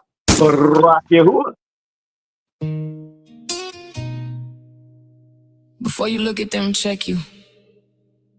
Before you call it discernment, check fruit. Before you say I'm in the Ruach, let the book prove it. Yeah. Sit back first, watch what you say. Watch how you move day after day. If you still angry, you can't gain peace. If you still lying, truth won't stick. If you still proud, but say you chosen, that fruit already got your mouth exposed in. Gossip in private and sland online. Then quote a verse like that spirit divine. Fruit don't lie, that tree gon' tell on itself. What's in the heart gon' come out by itself. You can say Yahuwah all day with your lips, but if pride, slander, and hate lead you, your vessel done split. Looking with first is the first real test. Not the comments first, not the miss. If you can't check you by the book you read, then you just talking while your own roots bled dead. Matthew chapter 7, verse 16. Ye shall know them by their fruits. Fruit reveals the Ruach. Every time, no hiding. Fruit reveals the Ruach. Stop the fake disguise. If it's strife that ain't from above, if it's slander that ain't from love, fruit reveals the Ruach. Every time. Now watch the pattern, it's wide open. Half truth clips hold, crowd frozen. One person mad, now 10 more pile on. Nobody check twice, not alive for grown. Character killing in the comment section. Pride in the tone, but they call it correction. Using the name while the flesh still steering. That should tell you what spirit you hearing. If they race first, question the message. If they mock truth, question the leverage. If they love strife and stirring division, that fruit already made the decision. And if you co-sign, echo, repeat it. You didn't just hear it, you help feed it. Now that same Ruach got room in you. That's how the poison keeps moving through. Matthew chapter 12, verses 36 through 37. Every idle word they shall give account in the day of judgment. By thy words justified, by thy words condemned. Fruit reveals the Ruach. Every time, no hiding. Fruit reveals the Ruach. Stop the fake disguise. And if it's right, that ain't from above. If it's slander, that ain't from love. Fruit reveals the Ruach. Every time. It's deep deeper than moves. These spirits link up. Power deceit, then the whole thing sink up. Envy go blind, ain't gonna make you move. Falsehood talk slick, not a crowd approve. Spirit of fight, spirit of pride, spirit of lion run side by side. Same old poison, different face. Same old setup, different place. That's why the book keep telling you wise. Don't let that door keep clicking unlock. One wrong agreement, now you in it. One wrong echo, now you spinning. So be still for real, not slogan still. Trust Yahuah for real, not performative feel. Stop running the flesh for your comfort and proof. The book already told you the end of that fruit. Testament of Reuben, chapter 1, verses 26 through 30. The spirit of fighting, the spirit of pride, the spirit of lying and jealousy. It practices deceits, spirit of injustice. Anger versus patience, pride versus meekness, lying versus truth, gossip versus guarded tongue, strife versus peace, envy versus contentment. Check what's growing in you, that's your real alignment. If you repeated, you part of it. If you defended, you part of it. If you entertained it, you part of it. Then wonder why your peace got robbed from it. Don't repost it, don't spread it. Don't dress it up and call it lead. Don't use scripture to shield your flesh. The fruit gon' show a spirit led. Fact check me. If this hit truth drop. Type fact check me if you really read and drop. Boom, my move. The book get heavy the Ruach. Every time, no hiding. Fruit reveals the Ruach. Stop the fake disguising. If it's strife that ain't from above, if it's slander that ain't from love, fruit reveals the Ruach every time. Yeah. We the assembly. Check your fruit daily. And let the book weigh theirs. Fruit reveals the Ruach Every time.